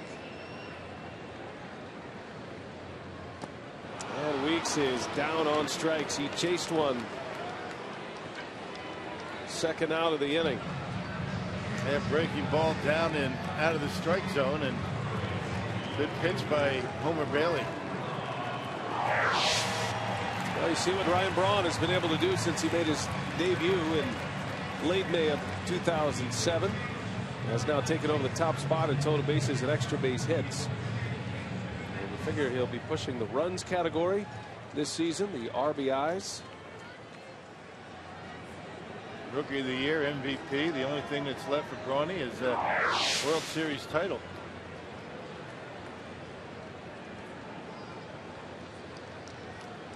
And He'd trade all those individual accolades for one of those, as most players would.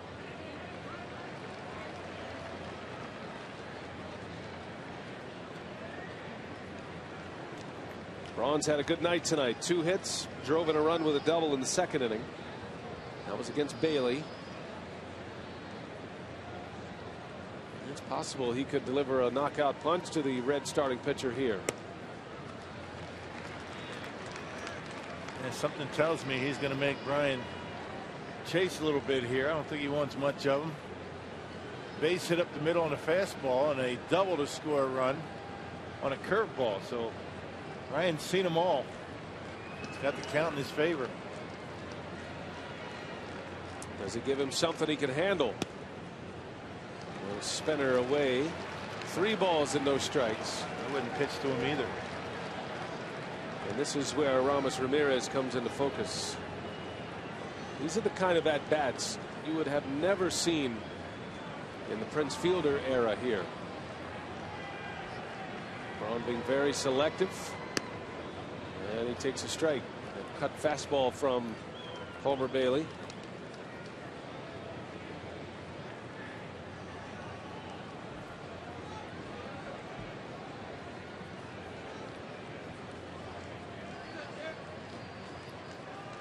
Two men aboard with 2 away. And that one missed inside. Ball 4. Bases loaded. Hey, it might be just May, but it's time to ramp up and vote Brewers. This season, 8 Brewer players are featured on the All-Star ballot in Kansas City. Right now, fans are able to vote online at Brewers.com. All fans voting 21 or more times will be entered to win Ryan Braun's Miller Park suite for a night. Log on to Brewers.com and cast your vote now. And that will do it. So Braun indeed Homer Bailey's last hitter. New pitcher coming in, J.J. Hoover will set him up when we come back.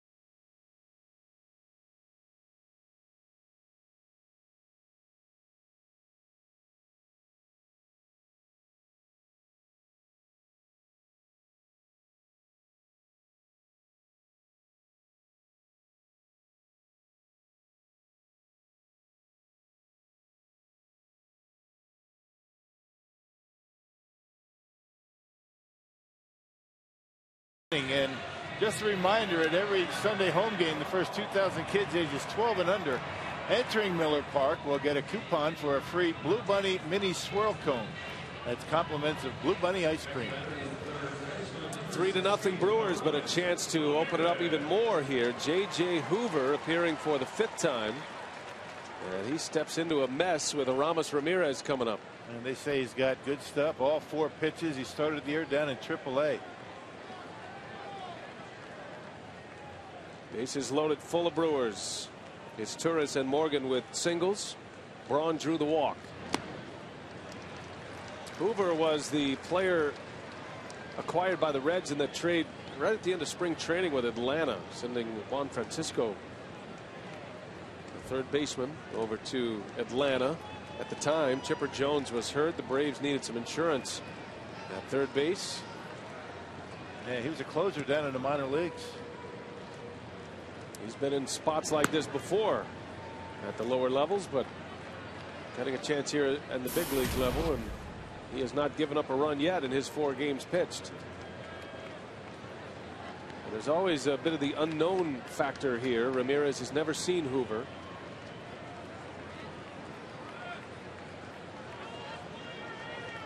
One ball, 1 strike. 2-1 to count on Aramis.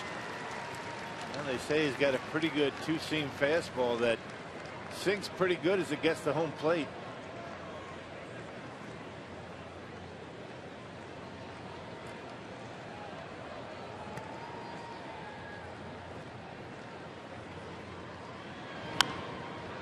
Ramirez just a touch late, and it goes to 2-2.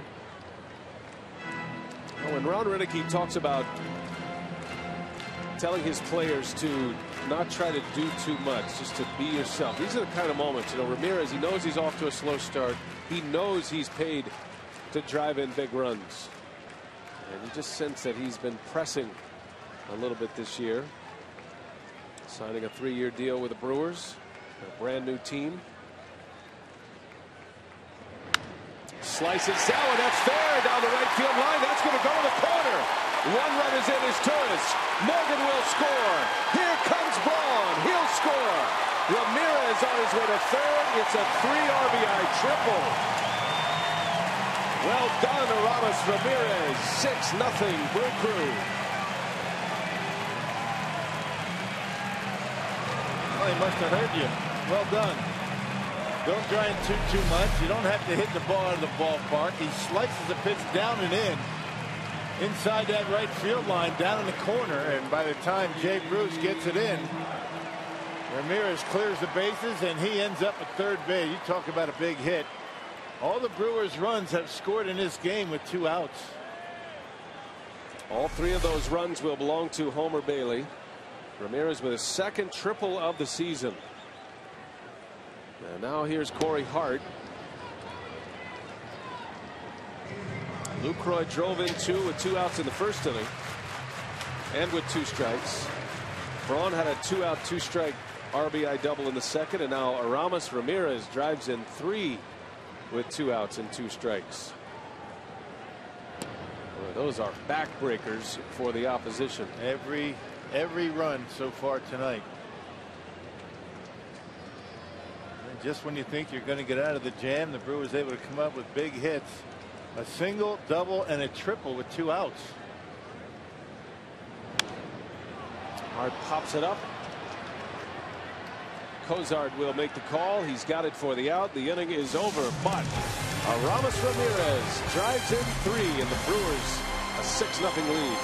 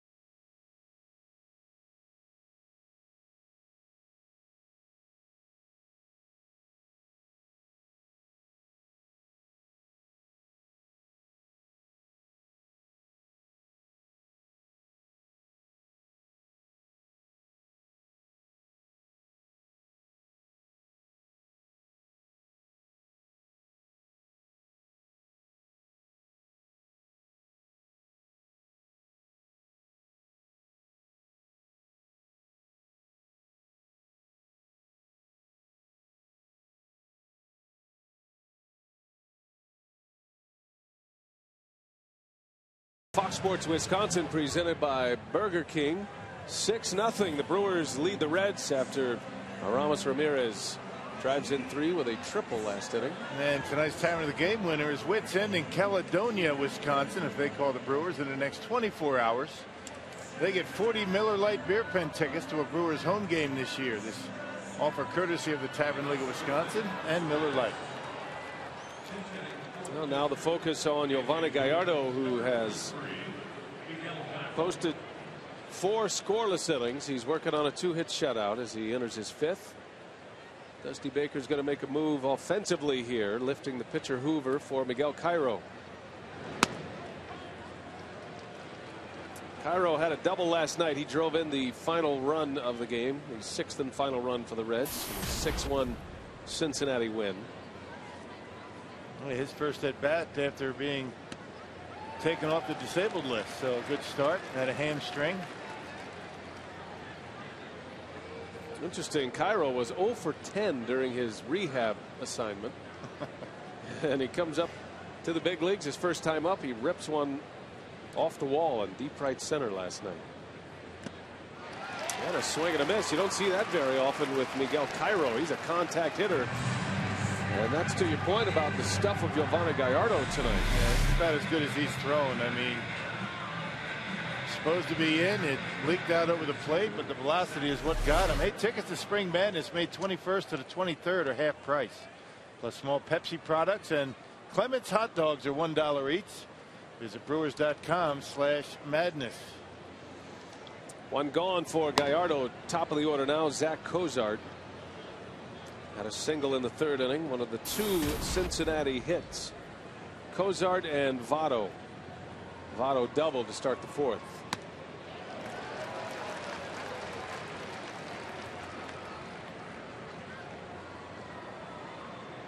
Cozart, a polished college shortstop that the Reds took a chance on, and he flew through their system, one of their top prospects. And the everyday shortstop this year. Bouncer to 3rd. Ramirez takes care of Cozart for out number 2.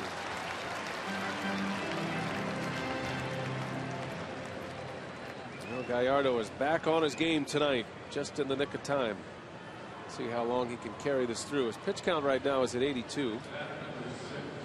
And this will be the test as he gets through the heart of this Cincinnati batting order. Well, you heard Mark Atanasio talking about he'd like to see his starting rotation get a little bit deeper into games, and should he have a fairly clean inning here, you might see Gallardo be able to get through 7 innings. Ishikawa went crowd diving earlier in this game to make a play. That was a little too deep for him. 2 sparkling defensive plays back to back by Nyjer Morgan and Travis Ishikawa in the 2nd inning.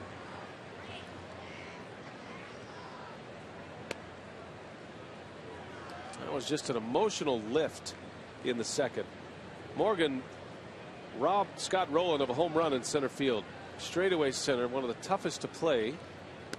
Running straight back, he made a leap, caught the ball, brought it down, and then the very next batter was Ryan Ludwig, and Ishikawa went crashing into the stands and made a great catch about 2 rows up. There's a strike called. Stubbs is gone, and Gallardo locked and loaded. 3 up, 3 down, has 6 Ks now.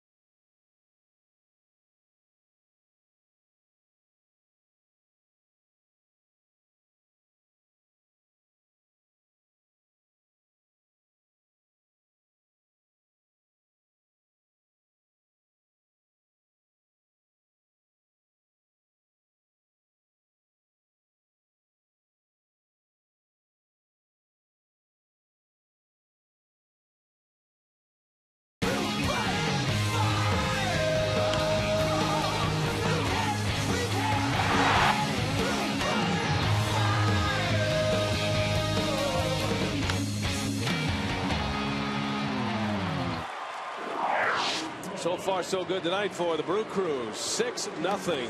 And all 6 of their runs have come on 2-out, 2-strike hits. Reds and Brewers, game 2 of the series. Milwaukee tried to even it up. We're at beautiful Miller Park with the roof closed on a cool, cloudy night. And a reminder that this copyrighted telecast is presented by authority of the Brewers. May not be reproduced or retransmitted in any form, and the accounts and descriptions of this game may not be disseminated without express written consent of the Brewers. All right, Rock, let's go back to our AT&T trivia question. Who is the longest serving general manager in Brewers franchise history? And your guess? Yep, that's what I thought it was going to be. Harry Dalton. He was the architect of those Bambi Bombers and Harvey's Wall Bangers back in the late 70s and 80s. Well, Doug Melvin took over in 2002. He just signed a 3-year extension. So he's got a decade in as the Brewers general manager and can tack 3 more years on it. That was the news earlier today. Ron Renneke and Doug Melvin signed 2 contract extensions. And the Brewers responding well. Gallardo pitching like an ace tonight, working on a 2-hit shutout. While the Brewers have put 6 on the board. Lucroy got it started in the first inning with a 2 RBI single. The new Reds hurler is Sam LeCour. Yeah, his first big league season was last year. He made 43 appearances for Cincinnati. 4 of those starts.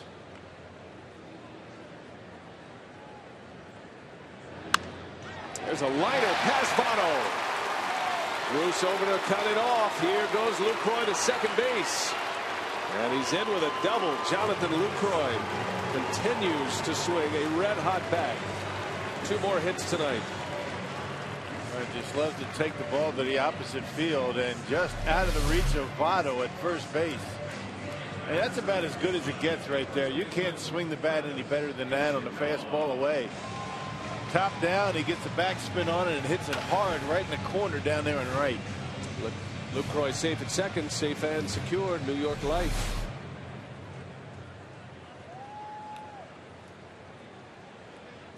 Keeping his batting average above 300 this year. 2 for 3 tonight, Lucroy. Now it's Ishikawa, who is 0 for 2 with a couple of strikeouts. But a stellar defensive play. It's always been the knock on Ishikawa, and one of the reasons that his time in San Francisco did not go as planned. He was a big prospect coming up in the Giants system. He was San Francisco's opening day first baseman in 2010. And had some strikeouts. Aubrey Huff ended up taking over for Ishikawa that year in a World Series championship season for the Giants. Travis spent the year in the minor leagues last season working on his craft and was the last man selected on the Brewers 25-man roster. And now here he is in a prominent role after the injury to Matt Gamble.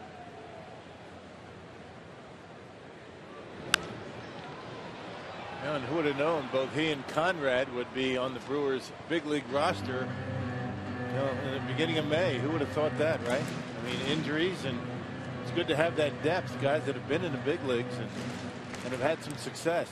It's funny how it works out. That's one of the reasons, some of the untold elements, what makes Doug Melvin so successful as he watches the contract situation. Ishikawa, had the Brewers not put him on their roster, probably would have signed elsewhere. Conrad's contract had a little more leeway. These guys who signed, these veteran guys who signed minor league deals, they all have different dates on their contracts when they must be in the major leagues or they get the option to become free agents. So the Brewers protected their depth by keeping Ishikawa. And it was a good thing. They're needing it, every bit of it. And now Conrad and Ishikawa both together on the same major league roster.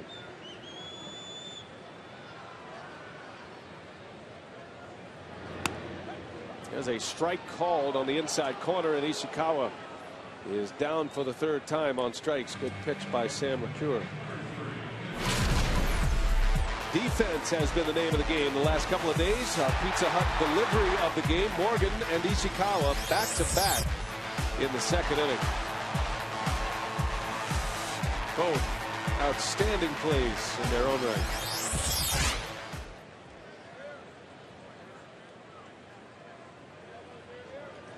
Here's Cesar Torres now, switch hitter. And a slow curve from LeCure is in there. His Torres started a rally in the fourth. Lead off single to right.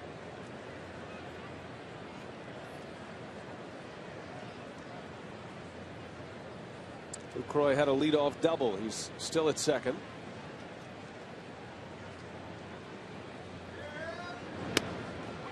Yeah, LeCure likes to work that inside corner. Mesoraco has been setting up inside on both Ishikawa and now Torres. He's got that late tail on his fastball. That last pitch to Ishikawa that struck him out started in off the corner, and with that late movement caught the edge. That last pitch to his Torres did the same thing.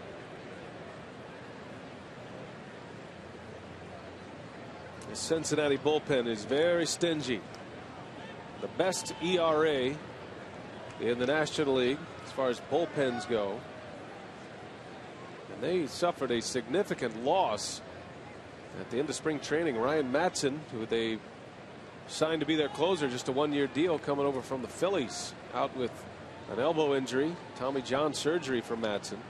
But they have covered well. There's a flare, center field, and Phillips, oh my goodness, what a catch. And that's how you win Gold Gloves right there. Brandon Phillips, a beautiful over-the-shoulder catch. And you see where he ended up. I mean, not sure where Drew Stubbs was, because you don't have to play his Torres very deep. He went way out there into center field to make that catch. And you see Stubbs out there in relatively, moderate center field, but he realized that Phillips was going to make that catch. He's seen him do that before. Really never charged it very hard, but Brandon Phillips, I'll tell you, that's a heck of a play. Makes it look easy, covering so much ground. The three-time National League Gold Glove second baseman, including each of the last 2 years. Gallardo takes a strike. I don't know many second basemen that can make that play. Very few. That kind of coverage, the speed, the over the shoulder is the other part of it. Right, taking your eye off it and then picking it back up.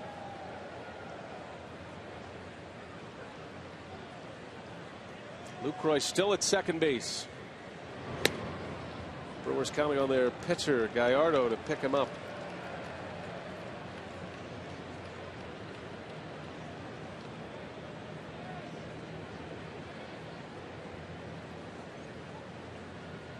Giovanni's due to get on the hit parade here. He's a good hitting pitcher. 0 for 13 this year.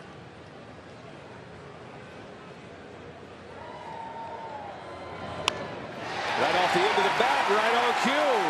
A base hit. Here comes Lucroy. Stubbs' throw is cut off. And Gallardo drives in a run. 7-0 Brewers. Giovanni's first hit is a run producer. As you said, waiting for Giovanni Gallardo to drive in his first run. That was a slider or cutter that LeCure laid right down the middle, and Giovanni right off the end of the bat. Lucroy running on contact, and the Brewers now with a 7-0 lead.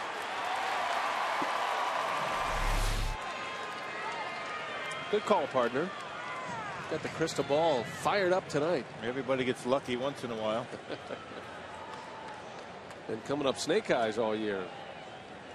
But it's all working out this evening. 7-0 Brewers in the bottom of the fifth inning. Here's Nigel Morgan. Morgan has responded tonight. 2 hits. He scored twice.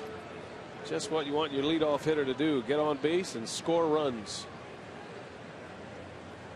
Even his first at bat of the night, which ended as a strikeout, was a good battle. Saw 9 pitches in that inning. And as you start the building blocks on Homer Bailey, it was an early exit for him tonight, primarily because of what the Brewers did to him in the first. Yeah, threw about 9 pitches to every hitter in that first inning. And Morgan saw 8 in his first at bat. It was a 40-plus pitch first inning for Homer Bailey, and he did not make it through the 4th.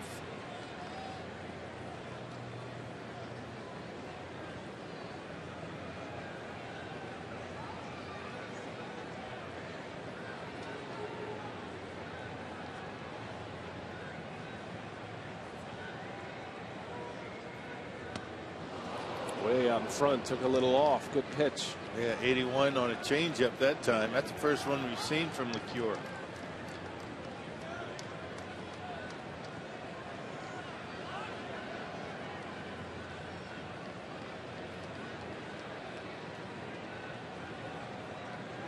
Now 2 balls, 2 strikes on Morgan. Gallardo, the runner at first base. And Niger lays off, pitches in the dirt. Mesoraco cannot locate it, and Gallardo eases his way into scoring position. It'll be a wild pitch. Trying to get him to chase a breaking ball, but Mesoraco, that's not very good technique behind home plate. You call a breaking ball with 2 strikes, you got to do a better job of blocking it than that. Got to assume the hitter's going to chase that pitch. He's going to swing at it. Block everything with 2 strikes. Well, you can bet that'll come up later in the Reds clubhouse.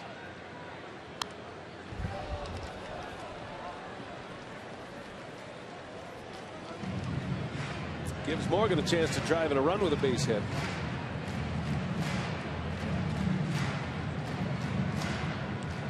Dusty Baker certainly wanting a little better effort than that from his catcher in that spot.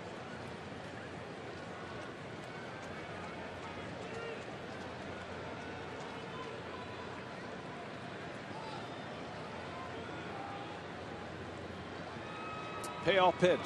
Morgan fights another one off. That's why the catching position is so difficult. It's so hard to be a successful hitter while catching. You know, Mesoraco was at the plate earlier in this game against Giovanni Gallardo. Reds had the bases loaded. He shattered his bat, popped up. You don't know if that's still on his mind, but you got to really make the change. You've got to switch mentally and focus in on the pitcher, calling the game, blocking pitches. It's always defense first for the catcher. Morgan strikes out, hurls the bat. Inning is over. But the Brewers add 1 to it. A tack-on run by the Brewer pitcher. Gallardo not only pitching a shutout, but driving in runs.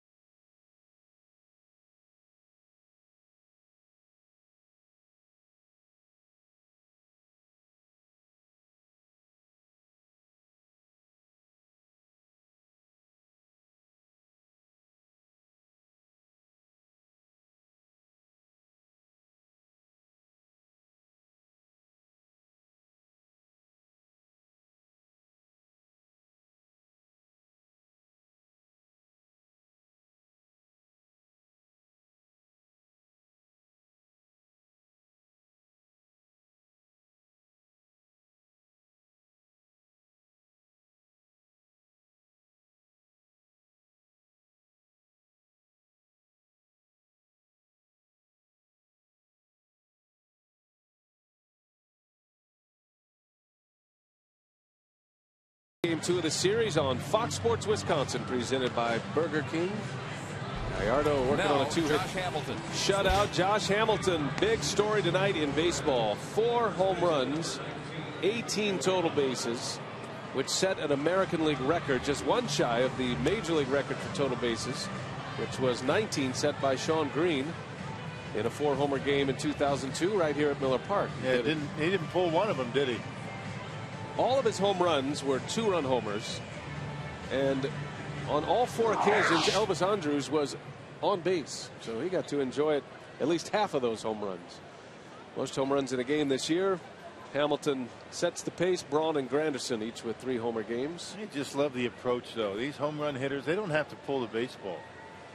I mean, if all they could do is hit home runs by pulling the baseball, they would never give them anything to pull. But what makes them so special is that they hit the ball over the ballpark. Joey Votto bangs one right to his tourists on the shift. Votto is retired on the first pitch. Well, Shawn Green still has that Major League record, the 19 total bases. Braun in his 3-homer game had 15 total bases, had 3 home runs and a triple. Shawn Green did it here as a Dodger against Milwaukee. Did you work that game, Rock? Did not. That's a good thing. That was not on television locally.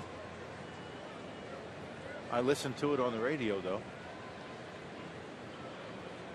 Let's see, that would have been back in the Bob Uecker, Jim Powell days, right? 2002. I think on home run number 3, I was pulling in about a 2-pounder. This looked like a toaster out on Lake Muskego. Oh, bucket mouth coming in.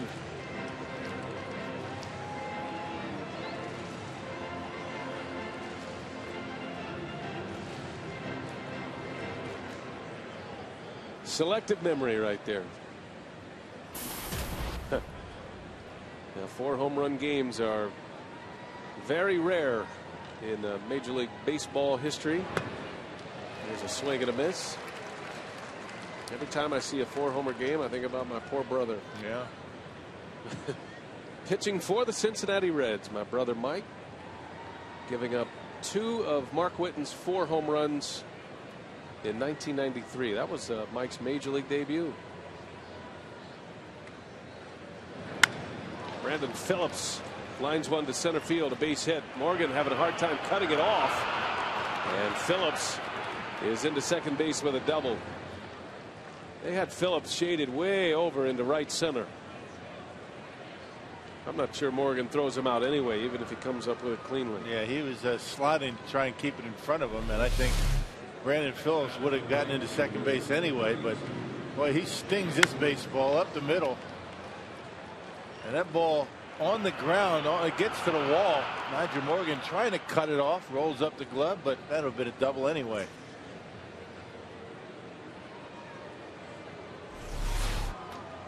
So Phillips with his first hit tonight. And here's Jay Bruce. Now, Josh Hamilton, only the 6th American leaguer to hit 4 homers in a game. The last 4 home run game was Carlos Delgado in 2003. Delgado playing for the Blue Jays at the time.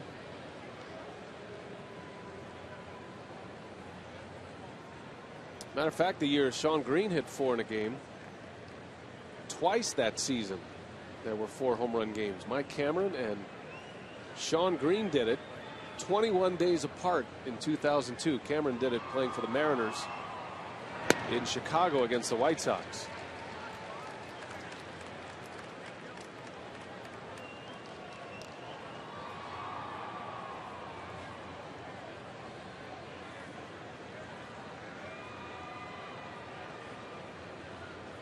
Two balls and a strike on Jay Bruce. Setting on a 10-game hit streak. He is 0 for 2 against Gallardo tonight.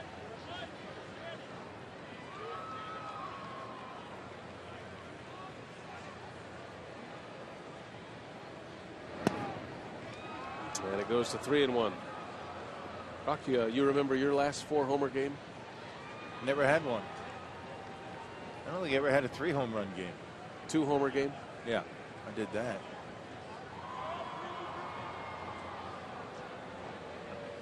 Not in Little League or High school, college. No.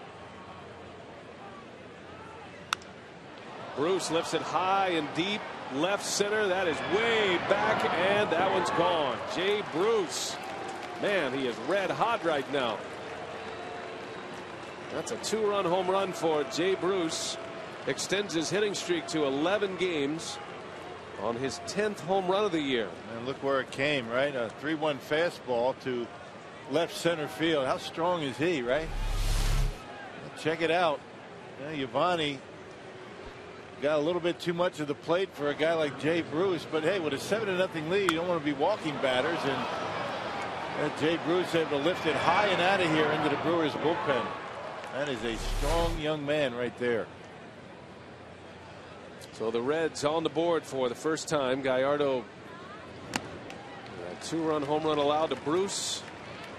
It's only the 4th hit for Cincinnati. Opposite field towering home run into the Brewer bullpen. He's got reason to smile. What a year he's off to. There's a lot of folks that had Jay Bruce, talking to a lot of scouts before the season, putting Jay Bruce in that MVP category. You know, they feel like he's got a chance to be that kind of player. Well, you would think that both he and Votto are going to be in the discussion, particularly because they play in that ballpark in Cincinnati. Yeah, going to put up some big offensive numbers there, especially as it warms up. As Gallardo punches Roland's ticket. 2 gone in the inning. Gallardo strikes out his 7th. Got an update down on the farm. Our minor league report. Tommy Manzella signing a minor league contract. Saw Manzella with the Houston Astros a couple of years ago, and as the Brewers search for shortstop depth, Tommy Manzella sensing an opportunity. Yep, a guy that could perhaps, should something happen to his Turris or Cesar not able to get the job done, there's a guy that you can probably call on, right? Got a couple of former Astros playing shortstop for the Brewers. Edwin Masonette is here in the big leagues. He was the everyday shortstop in AAA to start the year. Has a little big league time with Houston.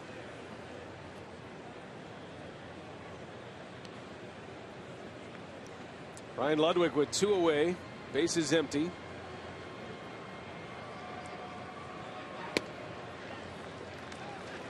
Gallardo has owned that outside corner today. It's been especially effective when he's been behind in the count. Yep. Outside corner. He's been very effective inside. He got Scott Rowland looking on a fastball in. Curveball's been very good tonight.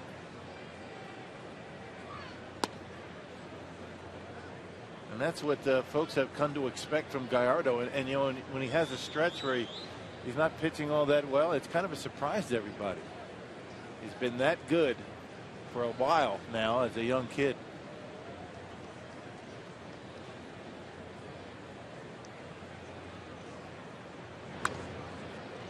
Two and two on Ludwig.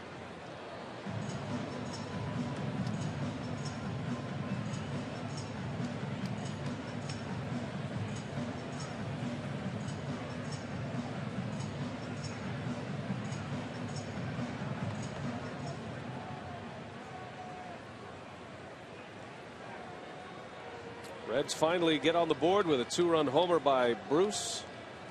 Gallardo trying to get through the 6th. 7-2 Milwaukee. And a swing and a miss. Gallardo strikes out Ryan Ludwig with a breaking ball. 8 punch outs in 6 innings for Gallardo.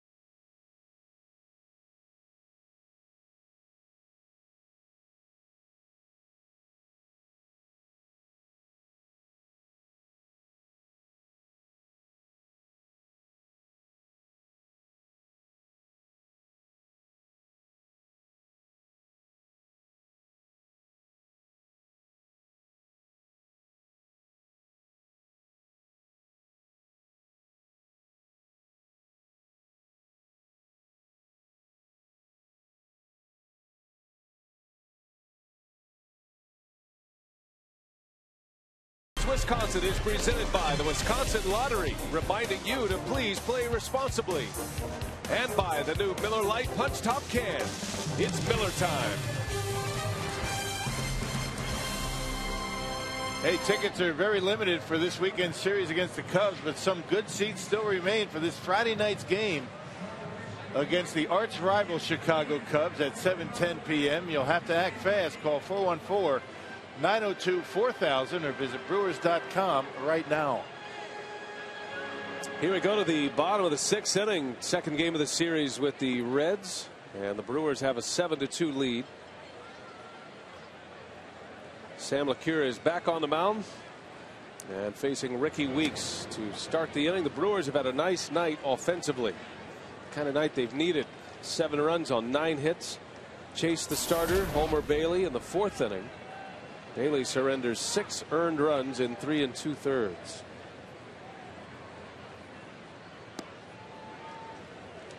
Hoover, or rather LeCure, pitching in his 2nd inning. J.J. Hoover went a 1/3 of an inning, giving up that 3 RBI triple to Aramis Ramirez. That is one of the big hits in the ballgame for the Brewers tonight.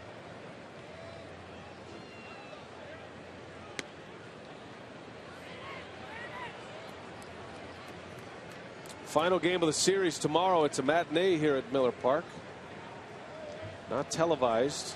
You can catch Bob Uecker and Joe Block on the Brewers radio network. 12:10 is the first pitch. Zach Greinke and Johnny Cueto. Day off Thursday, and then the Cubs are in town, as Rock mentioned, beginning Friday.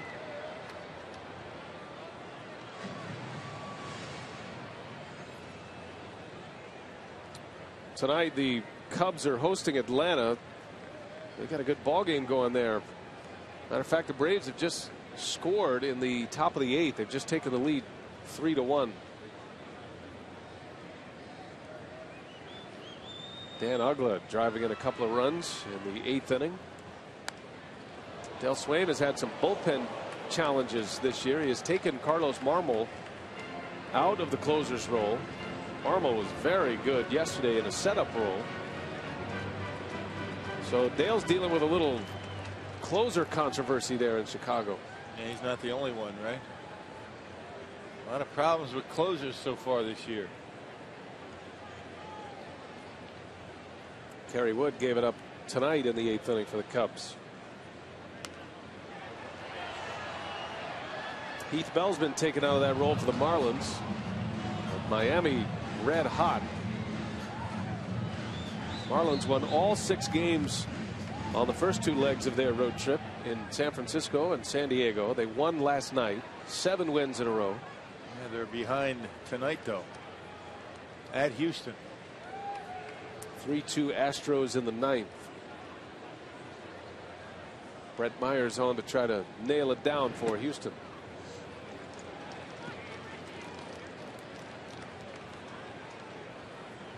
Cardinals jumping out early on Arizona. 2 in the first, 4 in the second. They have a 6-0 lead. Beltran has hit 2 home runs already, Rock. He's got 10. Yeah. What a start for Carlos Beltran. Ian Kennedy getting roughed up for Arizona. And that doesn't happen often. Guy had a good year last year.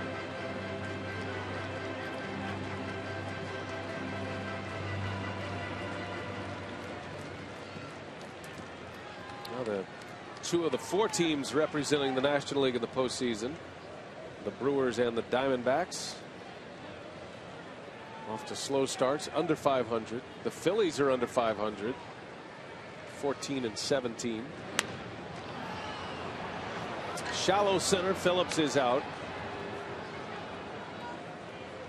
Weeks retired. And 1 gone here in the 6th inning. Here comes Ryan Braun. At the plate, presented by Wendy's. Braun has singled and scored. The RBI double came in the 2nd inning. That was with 2 outs and 2 strikes in the inning.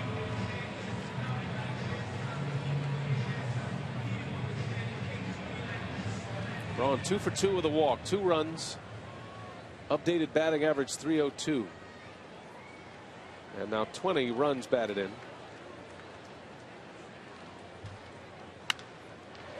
Ground ball, base hit. Braun finds a hole. On base for the 4th time on his 3rd hit. And he's got that batting average over 300. Now Aramis Ramirez. Time now for our AT&T Uverse reverse replay. We take you back to the Ramirez 3 RBI triple in the 4th inning. The big hit in this ballgame. Yeah, Brewers have really done a nice job hitting the ball to the opposite field.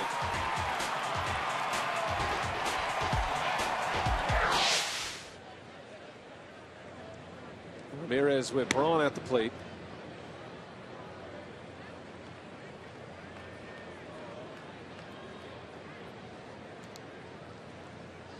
Ramirez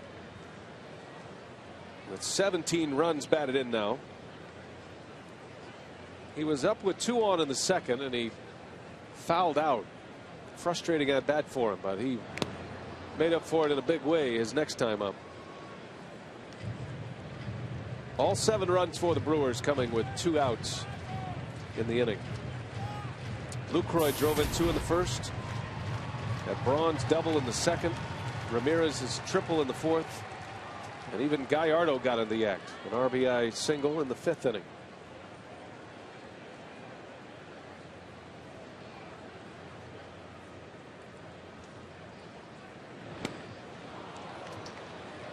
Big cut and a miss, and Ramirez is gone. Another strikeout for LeCure. That is number 3 for him. And just about every one of them have come on breaking balls. You got Ricky on a breaking pitch, and that was a pretty good slider that time to Aramis Ramirez. Actually, you got Nigel Morgan, not Ricky.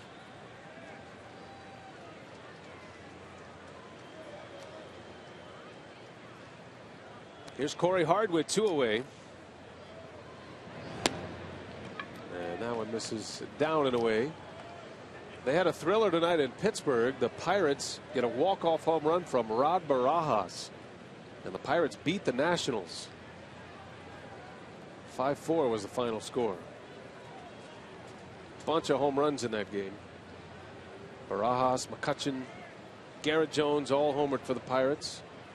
Adam LaRoche and Wilson Ramos for the Nationals.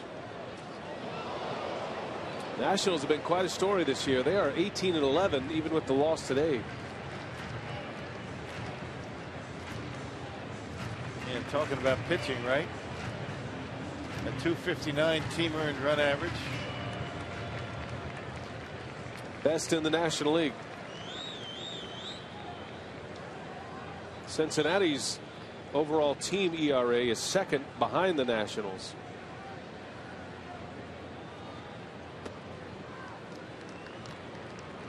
It's pretty impressive you could go a little over a month into the season and keep your team earned run average, not just individuals here or starters, but your team ERA under 3 first of all, but around 2.5. And they've got some big arms over there in DC. Good young arms.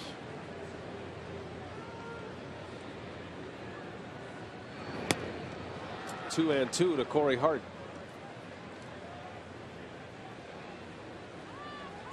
Starting to generate a little enthusiasm there in our nation's capital.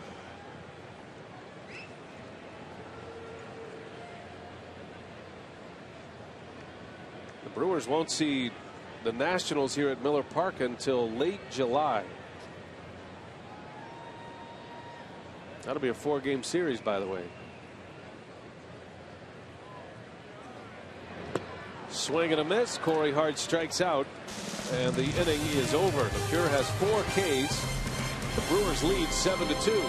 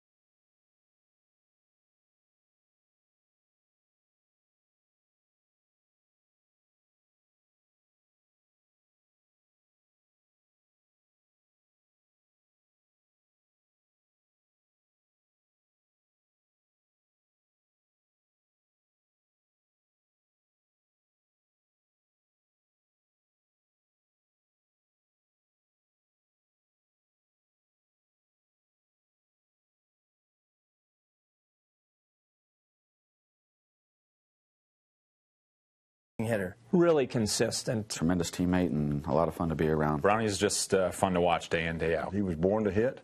Extremely talented. It's always good to have a guy like that inside your lineup and on your team. Works as hard as anybody that I've ever seen. Maybe the best hitter in baseball as far as I'm concerned.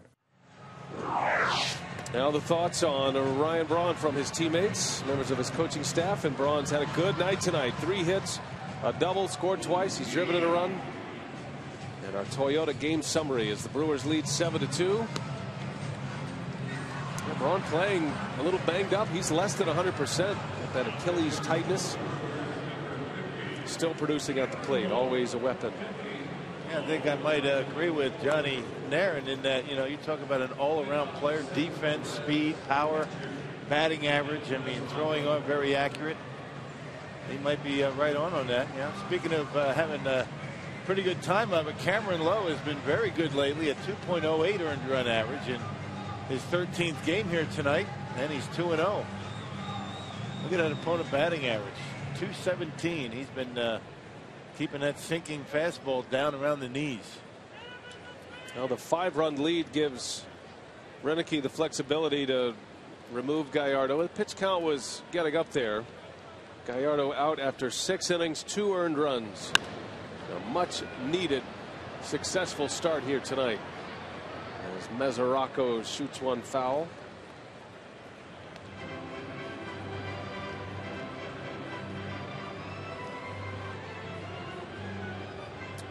Time now to take a look at our Jimmy John's high-speed delivery. Homer Bailey topping out at 96, Gallardo at 95. Yeah, that's about as fast as you're going to see Gallardo throw a fastball. 95. He felt good. I think that extra day really helped him. Pitching on 5 days rest as opposed to 4. Ron Renicky electing to give all of his starters the extra day. That's why he started Marco Estrada in last night's game. That certainly helped Yo. It might help Zach Greinke tomorrow. Swing and a miss. Mesoraco loses the handle and Lowe punches him out. Tough night for the rookie catcher. And when he gets on top of that sinker, look how much that ball drops as it gets to home plate. Starts out about mid-thigh, ends up between the shoes and the knees. I mean, that's a good pitch. A lot of times Cameron from time to time will get on the side of that baseball to flatten out. That's when he's in trouble. But when he stays on top and has that downward plane, that delivery, that's a heck of a pitch.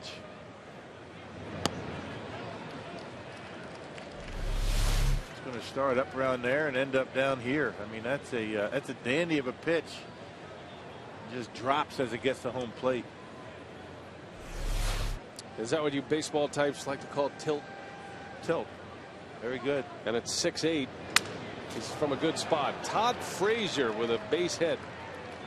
This guy has been very impressive coming off the bench. He has another pinch hit.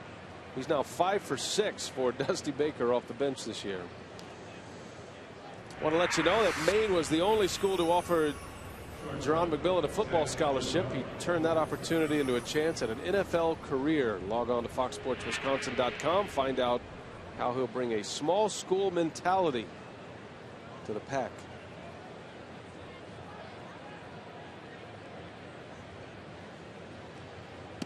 Here's Cozart back to the top of the Reds order.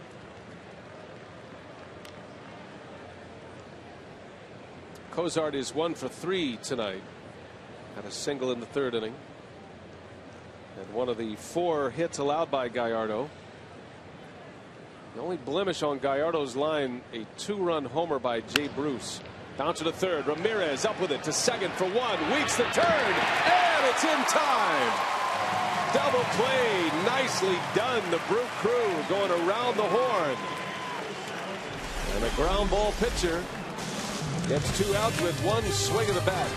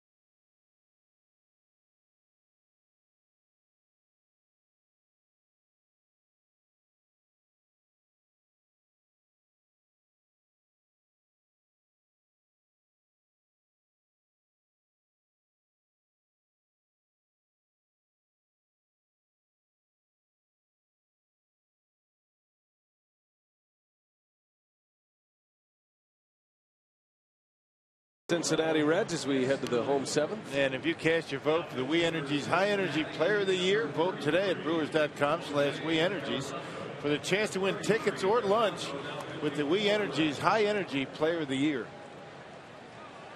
New pitcher for the Cincinnati Reds, Jose Arredondo. Boy, he's been a star this year out of Dusty Baker's bullpen. And another big arm coming out of that bullpen. Has not a lot of home run in 12 appearances so far, a .213 earned run average. You're going to be hard pressed to find anybody coming out of that Reds bullpen that's having a tough time of it. Bottom of the seventh from Miller Park on a Tuesday night, game 2 of this series. And the Brewers leading 7-2. Double-digit hit totals for Milwaukee tonight. 10 hits. Lucroy has chipped in with 2. Drove in a pair with a single in the first inning and had a double and a run scored his last time up. That was back in the 5th. Lucroy now hitting .316 as the highest batting average on the club.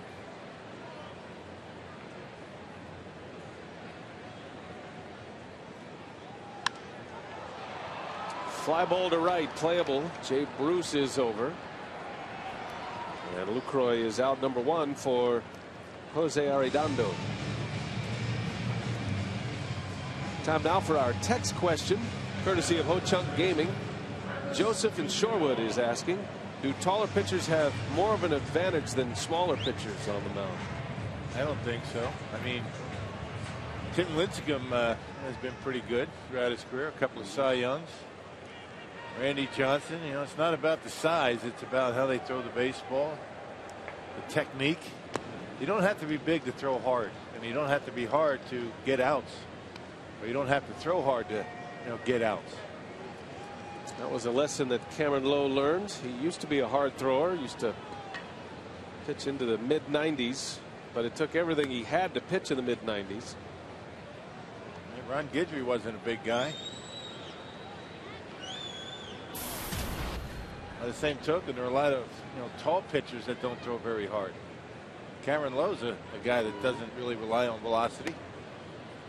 Lowe said he really figured it out, and one of the reasons he's been able to have a stay here in the major leagues, when he went over to Japan, and in his words, he wasn't even good enough to be on the major league team in Japan. He was kind of shoehorned on their minor league team, and they play very few games, but they practice a lot. They throw a lot of bullpen sessions, and Lowe over there realized at 6'8" he could use his height to his advantage with that sinker. Ishikawa pops it up. Cozart makes a catch for out number 2. So Lowe really transformed himself on a hiatus in Japan. Came back and has been a steady member of the Brewers ever since. Last year he got off to a great start, setting up for John Axford in the absence of Takashi Saito and LaTroy Hawkins. But then I think, by his own admission, Cameron Lowe, he pitched too much. He was never a guy who had been asked to pitch that much. The team needed him, and he kept telling his manager, I'm fine, I'll do it again. Yeah. But they really lost effectiveness. He's Torres, sends one deep to right. Did he get it? Bruce is back, and it is gone. Cesar Torres, his first home run, and his first home run since 2010. Gives the Brewers an 8-2 lead. Watch this reaction in the Brewers dugout. Hey, why not? The guy's had some big years in the major leagues. Give him some consistent at-bats. He'll help you. He doesn't want to hear about being a defensive player. Hey, I can hit too.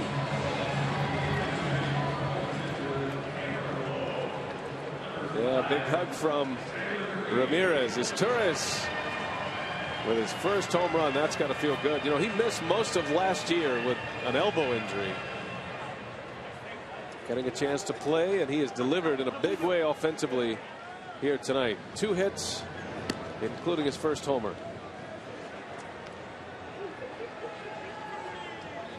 And the first home run allowed by Arredondo this year. Taylor Green getting an at-bat.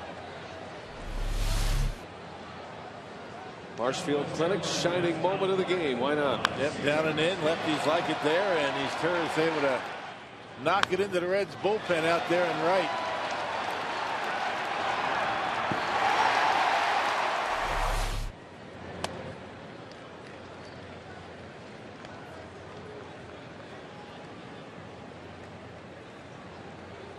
Now the man filling in for Alex Gonzalez does his best Alex Gonzalez impression tonight. He goes deep. Alex had 4 out for the season with that torn ACL. Turris playing the shortstop position ever since. Taylor Green has worked it into a full count. It's one of the best young hitters the Brewers had in their minor league system here. Taylor Green, former minor league player of the year.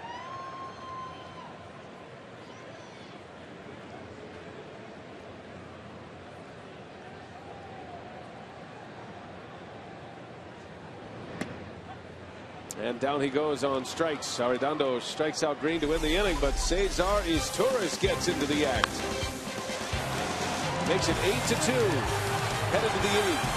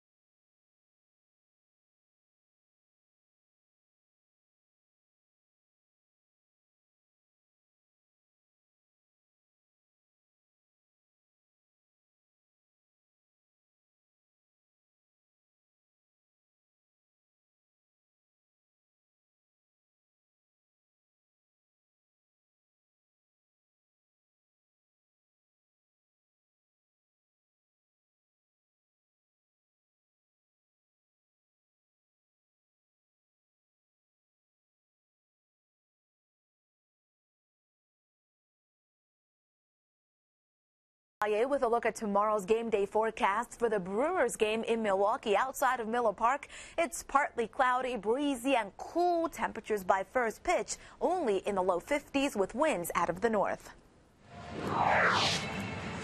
Our Miller Lite, what's on tap? The Brewers and the Reds go at it tomorrow. First pitch is 12:10. It's Greinke and Cueto. Day off Thursday, and then Friday through Sunday, 3-game series with the Chicago Cubs. If you're just joining us, the Brewers having a good night offensively tonight. 8 runs on 11 hits. Ryan Braun is 3 for 3, drove in a run. Has a double tonight. Gallardo pitched like an ace tonight. Went 6 innings. Gave up just 2 runs. That was a 2-run homer by Jay Bruce, the only offense for Cincinnati tonight. Bruce extends his hitting streak to 11 games now on his 10th home run of the year. Cameron Lowe is out. Jose Veras is in. 8-2 Brewers as we head to the 8th inning. Yeah, we talk about Yvonne Gallardo in our Burger King scouting report. Early success, he had that. He had a curve for strikes, and he struck out 8. So it wasn't Baker's dozen, but hey, he filed the scouting report to a T as Jose Veras takes over here in the 8th. 14th appearance for Jose. Facing Drew Stubbs to start the 8th inning. Cincinnati's number 2 hitter. I want to say happy birthday to Judy Metz. Judy and Nancy take care of all the fans at Miller Park. At least those who become ill or injured. Stubbs goes deep to right. That one's well hit. Hart running out of room, but he's got it just in front of the wall. Hart pulls it in for the out. You know, Judy and Nancy, you always want to see him, but then you don't want to see him because something's wrong. You don't want to see him down in their room, but up in the press room, you know, Nancy Lake is the one that brings the pies in. Yes. So we appreciate any pies that she can bake and bring up here. It's been a while, actually, Nancy. I like pie. Truck likes pie. Can't eat pie in the truck, though. There's too many dials and switches. Yeah, if you're creative about it, you can work your way around it. Dangerous down there. That's why I don't go in there. Put it in a cup. You break something. A lot of blinking lights. You should stop by the truck sometime, Rock. I think in 18 years I've been in there maybe 6 times. Doesn't mean I don't like them. You're about due. You got to know your role, right? Just I don't belong in there. There's nothing I can add to that group in there. Just getting away. Last time you were in a truck, there was still a horse connected to it, right? Yeah, it's down there, right field in the south dock. If you ever need directions, I walk by it every day. Map it out. To and from work. Votto off the end of the bat. Still hits it to the warning track as Braun calls it in for the second out. Speaking of the south dock, say hello to our good buddy Pat Rogo, manning the operations in the south dock. Did you see our name tags on our lockers up here? That was a nice touch. That was. That's what I call next level. And you know the other thing he put in there, that Looney Tunes picture, kind of getting on you about saying you actually went to the museum when I know you didn't. When I know you didn't. I absolutely did. And he was not getting on me at all. Oh, yeah. Just proving that he watches the broadcast. That's great. Yeah, he hung up a Looney Tunes pictures. Very nice.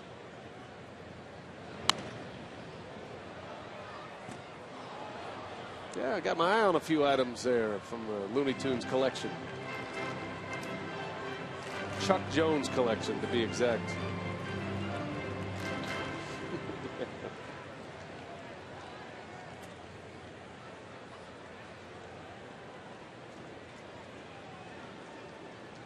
A 1-1 to Brandon Phillips. Count evens at a ball and a strike.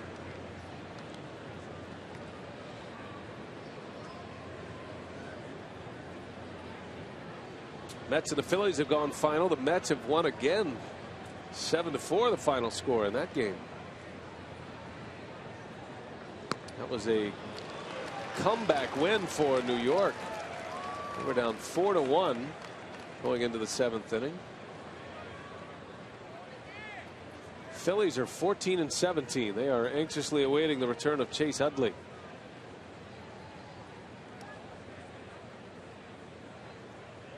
Ball and 2 strikes on Phillips. And that one just missed. And the pitch before was a knee buckling slider that Brandon Phillips was completely fooled on, and then Lucroy and Veras tried to sneak a fastball by him. Just missed the outside corner. Phillips had a double his last time up, and a little flare that's going to fall. Totally off balance, but able to put the bat on the baseball. And that's going to get Bruce in that bat here in this 8th inning. Yeah, it's all about keeping the bat in the hitting zone as long as you can. Exactly what Phillips was able to do. Right off the end of the bat and just snuck it over the head of Ishikawa. And not much you can do about that if you're Jose Veras. Look at that pitch. Jonathan Lucroy going down to block it off of his front foot and just sneaks it into right field.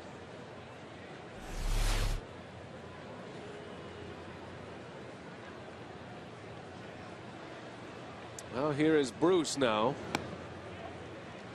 He's been a tough out for everyone in the National League this year.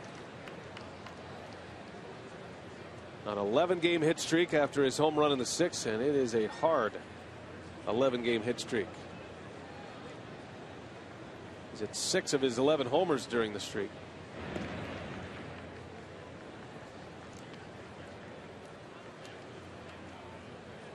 Bruce and Votto came to the big leagues the same year. Matter of fact, they were both in the running for National League Rookie of the Year.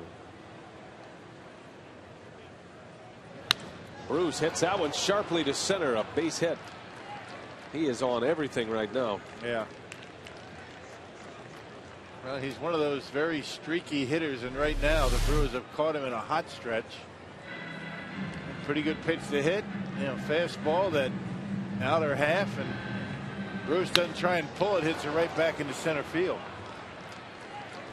He's coming off his best year as a big leaguer last year. He was an all-star.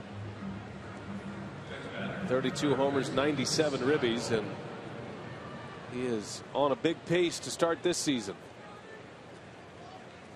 Second in the league in homers with 10 now. 2 on. Here's Scott Rowland.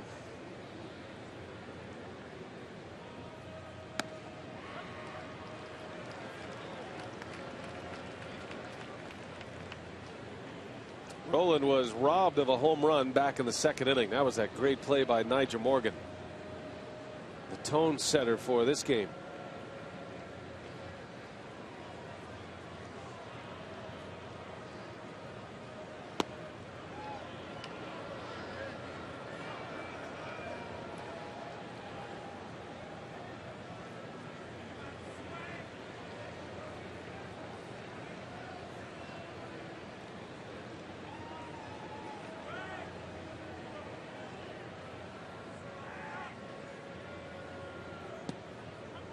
That one's on the corner.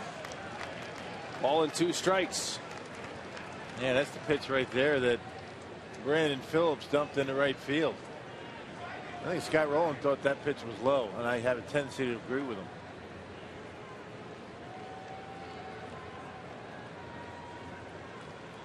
See where Fox Tracks had it. Pretty close. Vera staying away from Rowland. 1-2 pitch. And Rowland rips it to left. Braun is over. Can't get it. He'll get it on a bounce. Phillips will score, but that will keep Bruce at third base. Nice play out there defensively by Braun, but Scott Rowland with a double, driving in a run. It's now 8-3 Milwaukee. Yeah, first time that Scott Rowland's been able to handle a fastball in this series. 1-2 pitch. They tried to come in, and Scott Rowland able to hit it hard down the line and left. Well, long ball here. All of a sudden things get interesting here at Miller Park. This all started with 2 outs and nobody on. 3 consecutive hits. Double number 6 for Rowland. Significant because it is double number 506 in his career.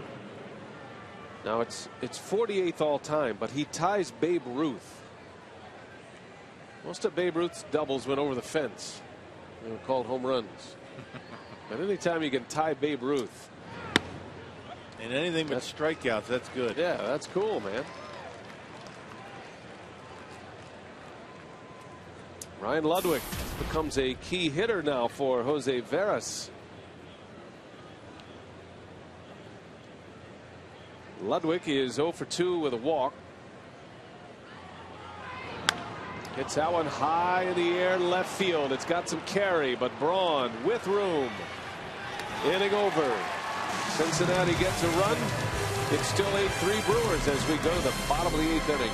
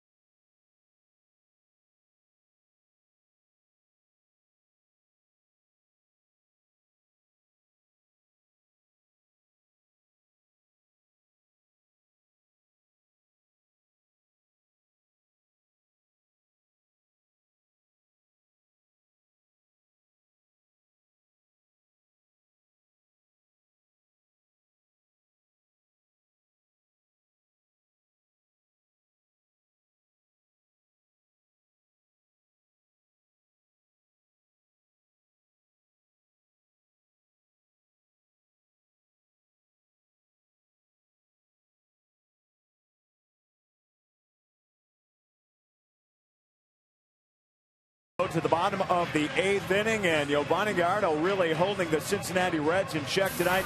Davey, the Brewers had a 3-game losing streak coming in.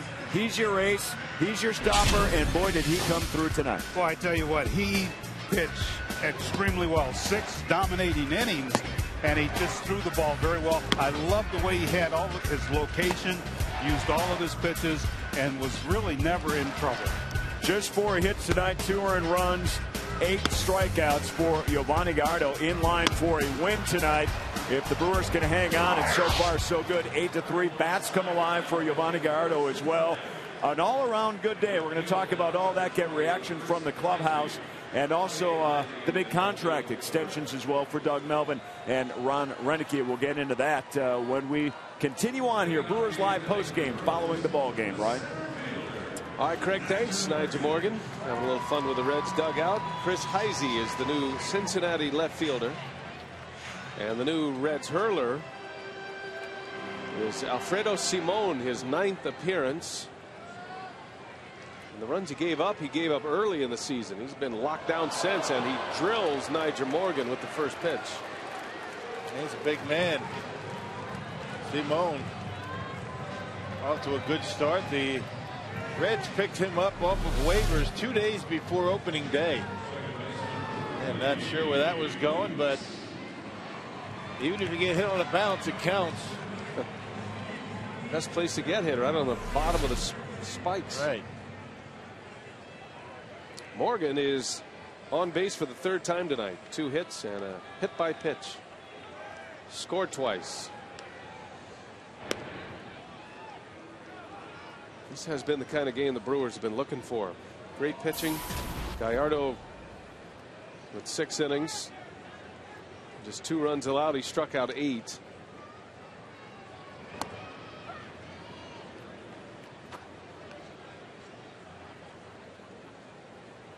Say what you want about the Brewers' injuries this year, and they've sustained their fair share. Losing 2 starting position players in Gamble and Alex Gonzalez out for the season each with torn ACLs. It's all about pitching, though, for Milwaukee. If you're going to find your way to the postseason, it's going to have to start on the mound. That's the way it is with every team. I mean, let's face it, pitching and defense. Offense is going to come and go throughout the year. Can't be swinging a bat well all year long. Texas Rangers might come close to being able to do that. Cardinals are off to a great start offensively.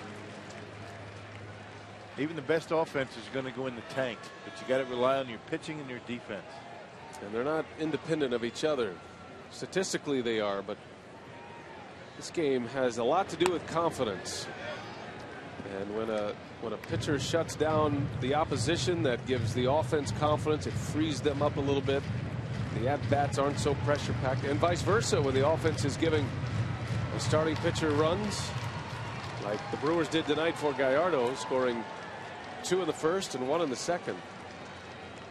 You can afford to do some things. 8 runs on 11 hits, including a home run by Cesar Izturis. Izturis hitting his first home run since the 2010 season. Missing most of last year. He played in just 18 games a year ago at Baltimore. I suppose that Izturis, who's a career 255 hitter, talking about the Brewers shortstop, you know, as he starts to get regular at bats, you figure he's going to start hitting again. Yeah. He's never known as a big offensive weapon, but he can handle the bat, and having missed all of last year and in a role position this year with very few at bats, he'll get his chance.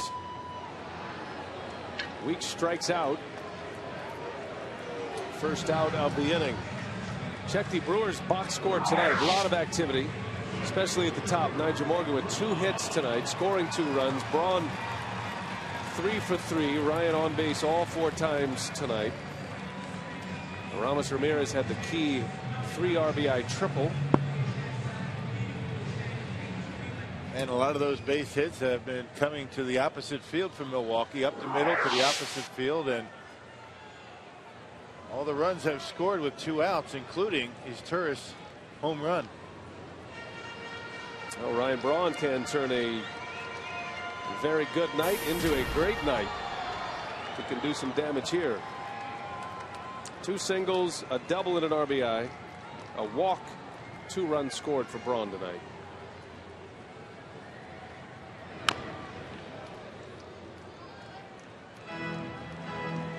On a night when Josh Hamilton hits 4 home runs in a game with 18 total bases, setting an American League record.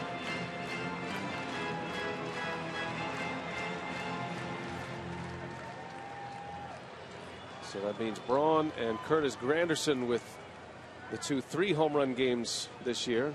Now Josh Hamilton with the 4 homer game. Bouncing ball to third. Roland, great hand still.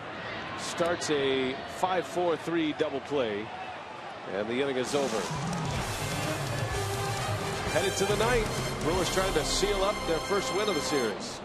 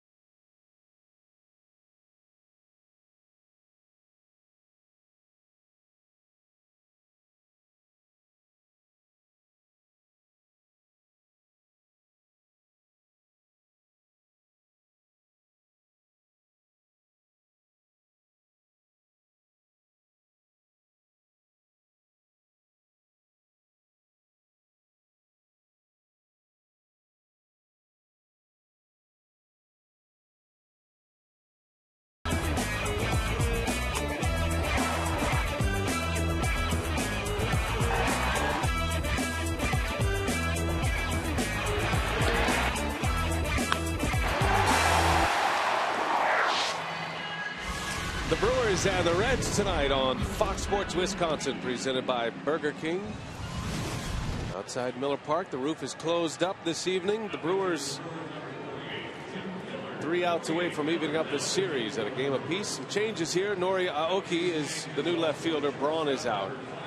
Cesar Asturis moves over to third base to make room for the new shortstop, Edwin Masonette. Second appearance for Masonette as a Brewer this year. And a new pitcher on the mound as well, as Rick Kranitz and Ron Renneke make the change for the ninth. Veras is out and Tim Dillard is in. Yeah, Tim Dillard last pitched in San Francisco on Sunday, was the losing pitcher in that 11-inning loss. Last game of that 9-game road trip for Milwaukee. They'd like to shake that one off here tonight. It'll be Devin Mesoraco. Hitless tonight, 0 for 3. And a hot one over to Asturis. Having a good night. His best as a Brewer, Cesar Asturis. Now don't forget, stay tuned to our Brewers Live post-game show as we break down the techniques and strategies of the game. In tonight's post-game instructional with Bill Schroeder and Davey Nelson, we look at. We're going to talk about something that I was never able to do on a regular basis, taking the ball to the opposite field. So I hope Davey Nelson had some ideas. What will your role be in tonight's instructional, Rock? Helping Davey. Maybe just shagging balls. No, we're not going to actually hit balls. No? No. I'm going to show the technique. What I'll do is I'll hold the baseball basically at the plate where you should make contact. Oh, you're going to be like the human T. Right. I hope he doesn't swing. I don't know. He's got instincts, Rock. You better look out. So you're going to hold it there, and Davey's going to. No, he's just going to stand there, freeze frame. You better be careful. I know Davey has a mean streak, especially after your little bat flip. You almost took his teeth out. I think he might be exacting a little revenge tonight. See, you're exaggerating again, just like the museum. Fine museum on 5th Street. See what you're talking about. Point of contact right back here. It's exactly where you want to make contact with a ball that you want to take to the opposite field, whether you're a left-hand hitter, right-hand hitter. Dillard strikes out Heisey, batting for the first time. 2 outs in the inning. Well, we're looking forward to that. Dave Nelson and Bill Schroeder, former big leaguers.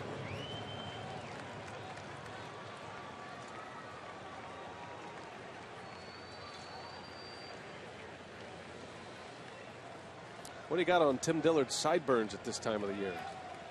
He's got some width to him. Didn't even notice. Check it out. Yeah. I like it. Yeah? You being a facial hair connoisseur. Cozart fouls it back. 1-1 the count. Facial hair coming back in baseball. I mean, the big beers with the Cardinals.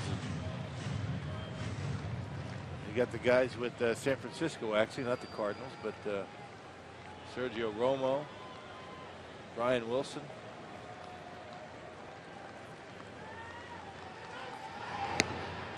There's a strike.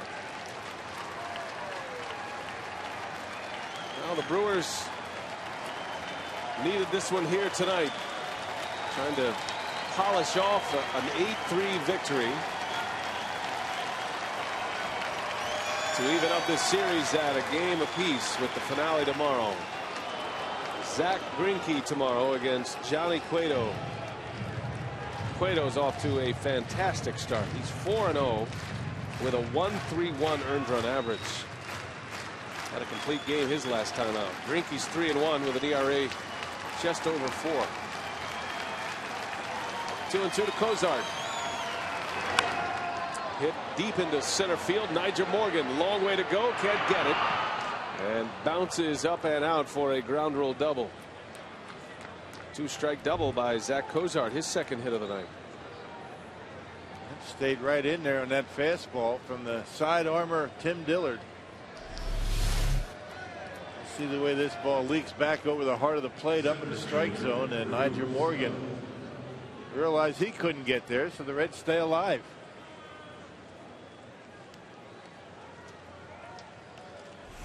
That's the 9th hit for Cincinnati. Most of the damage has come late. Gallardo went through the first 6 innings allowing just 2 runs and only 4 hits. Stubbs with a big cut.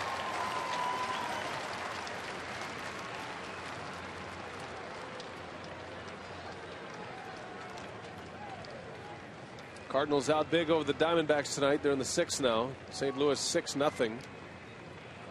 Jake Westbrook working on another shutout.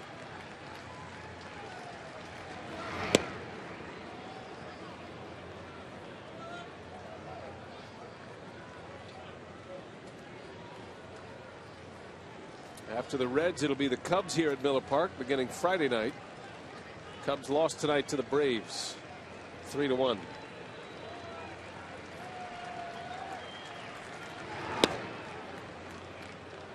Two and one on Stubbs.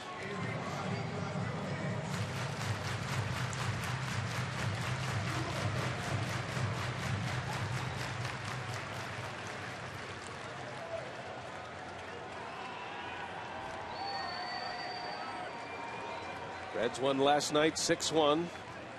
Brewers with an answer tonight, leading 8-3. And that one missed, not by much. 3 balls and a strike on Stubbs now. Now this is the hitter Renicky wants to see Dillard in the game with. Doesn't want to have to get that bullpen active. And he is.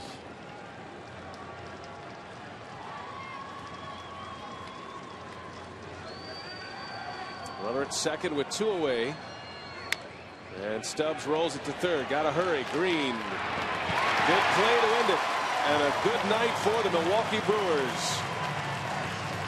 Nigel Morgan set the tone defensively in this one. The Brewers beat the Reds by a final of 8-3. Gallardo wins his second of the year. Beats Homer Bailey tonight. Much more still coming on this game as Craig Cashon is standing by. What do you have coming up for us on Brewers Live, Craig? Well, Brian, about as solid as a game as we've seen in some time by the Brewers all the way around. We'll get reaction from Giovanni Gallardo, the clubhouse, Ron Renneke as well. Lots to talk about off the field that happened before the game with management. All that coming up next on Brewers Live.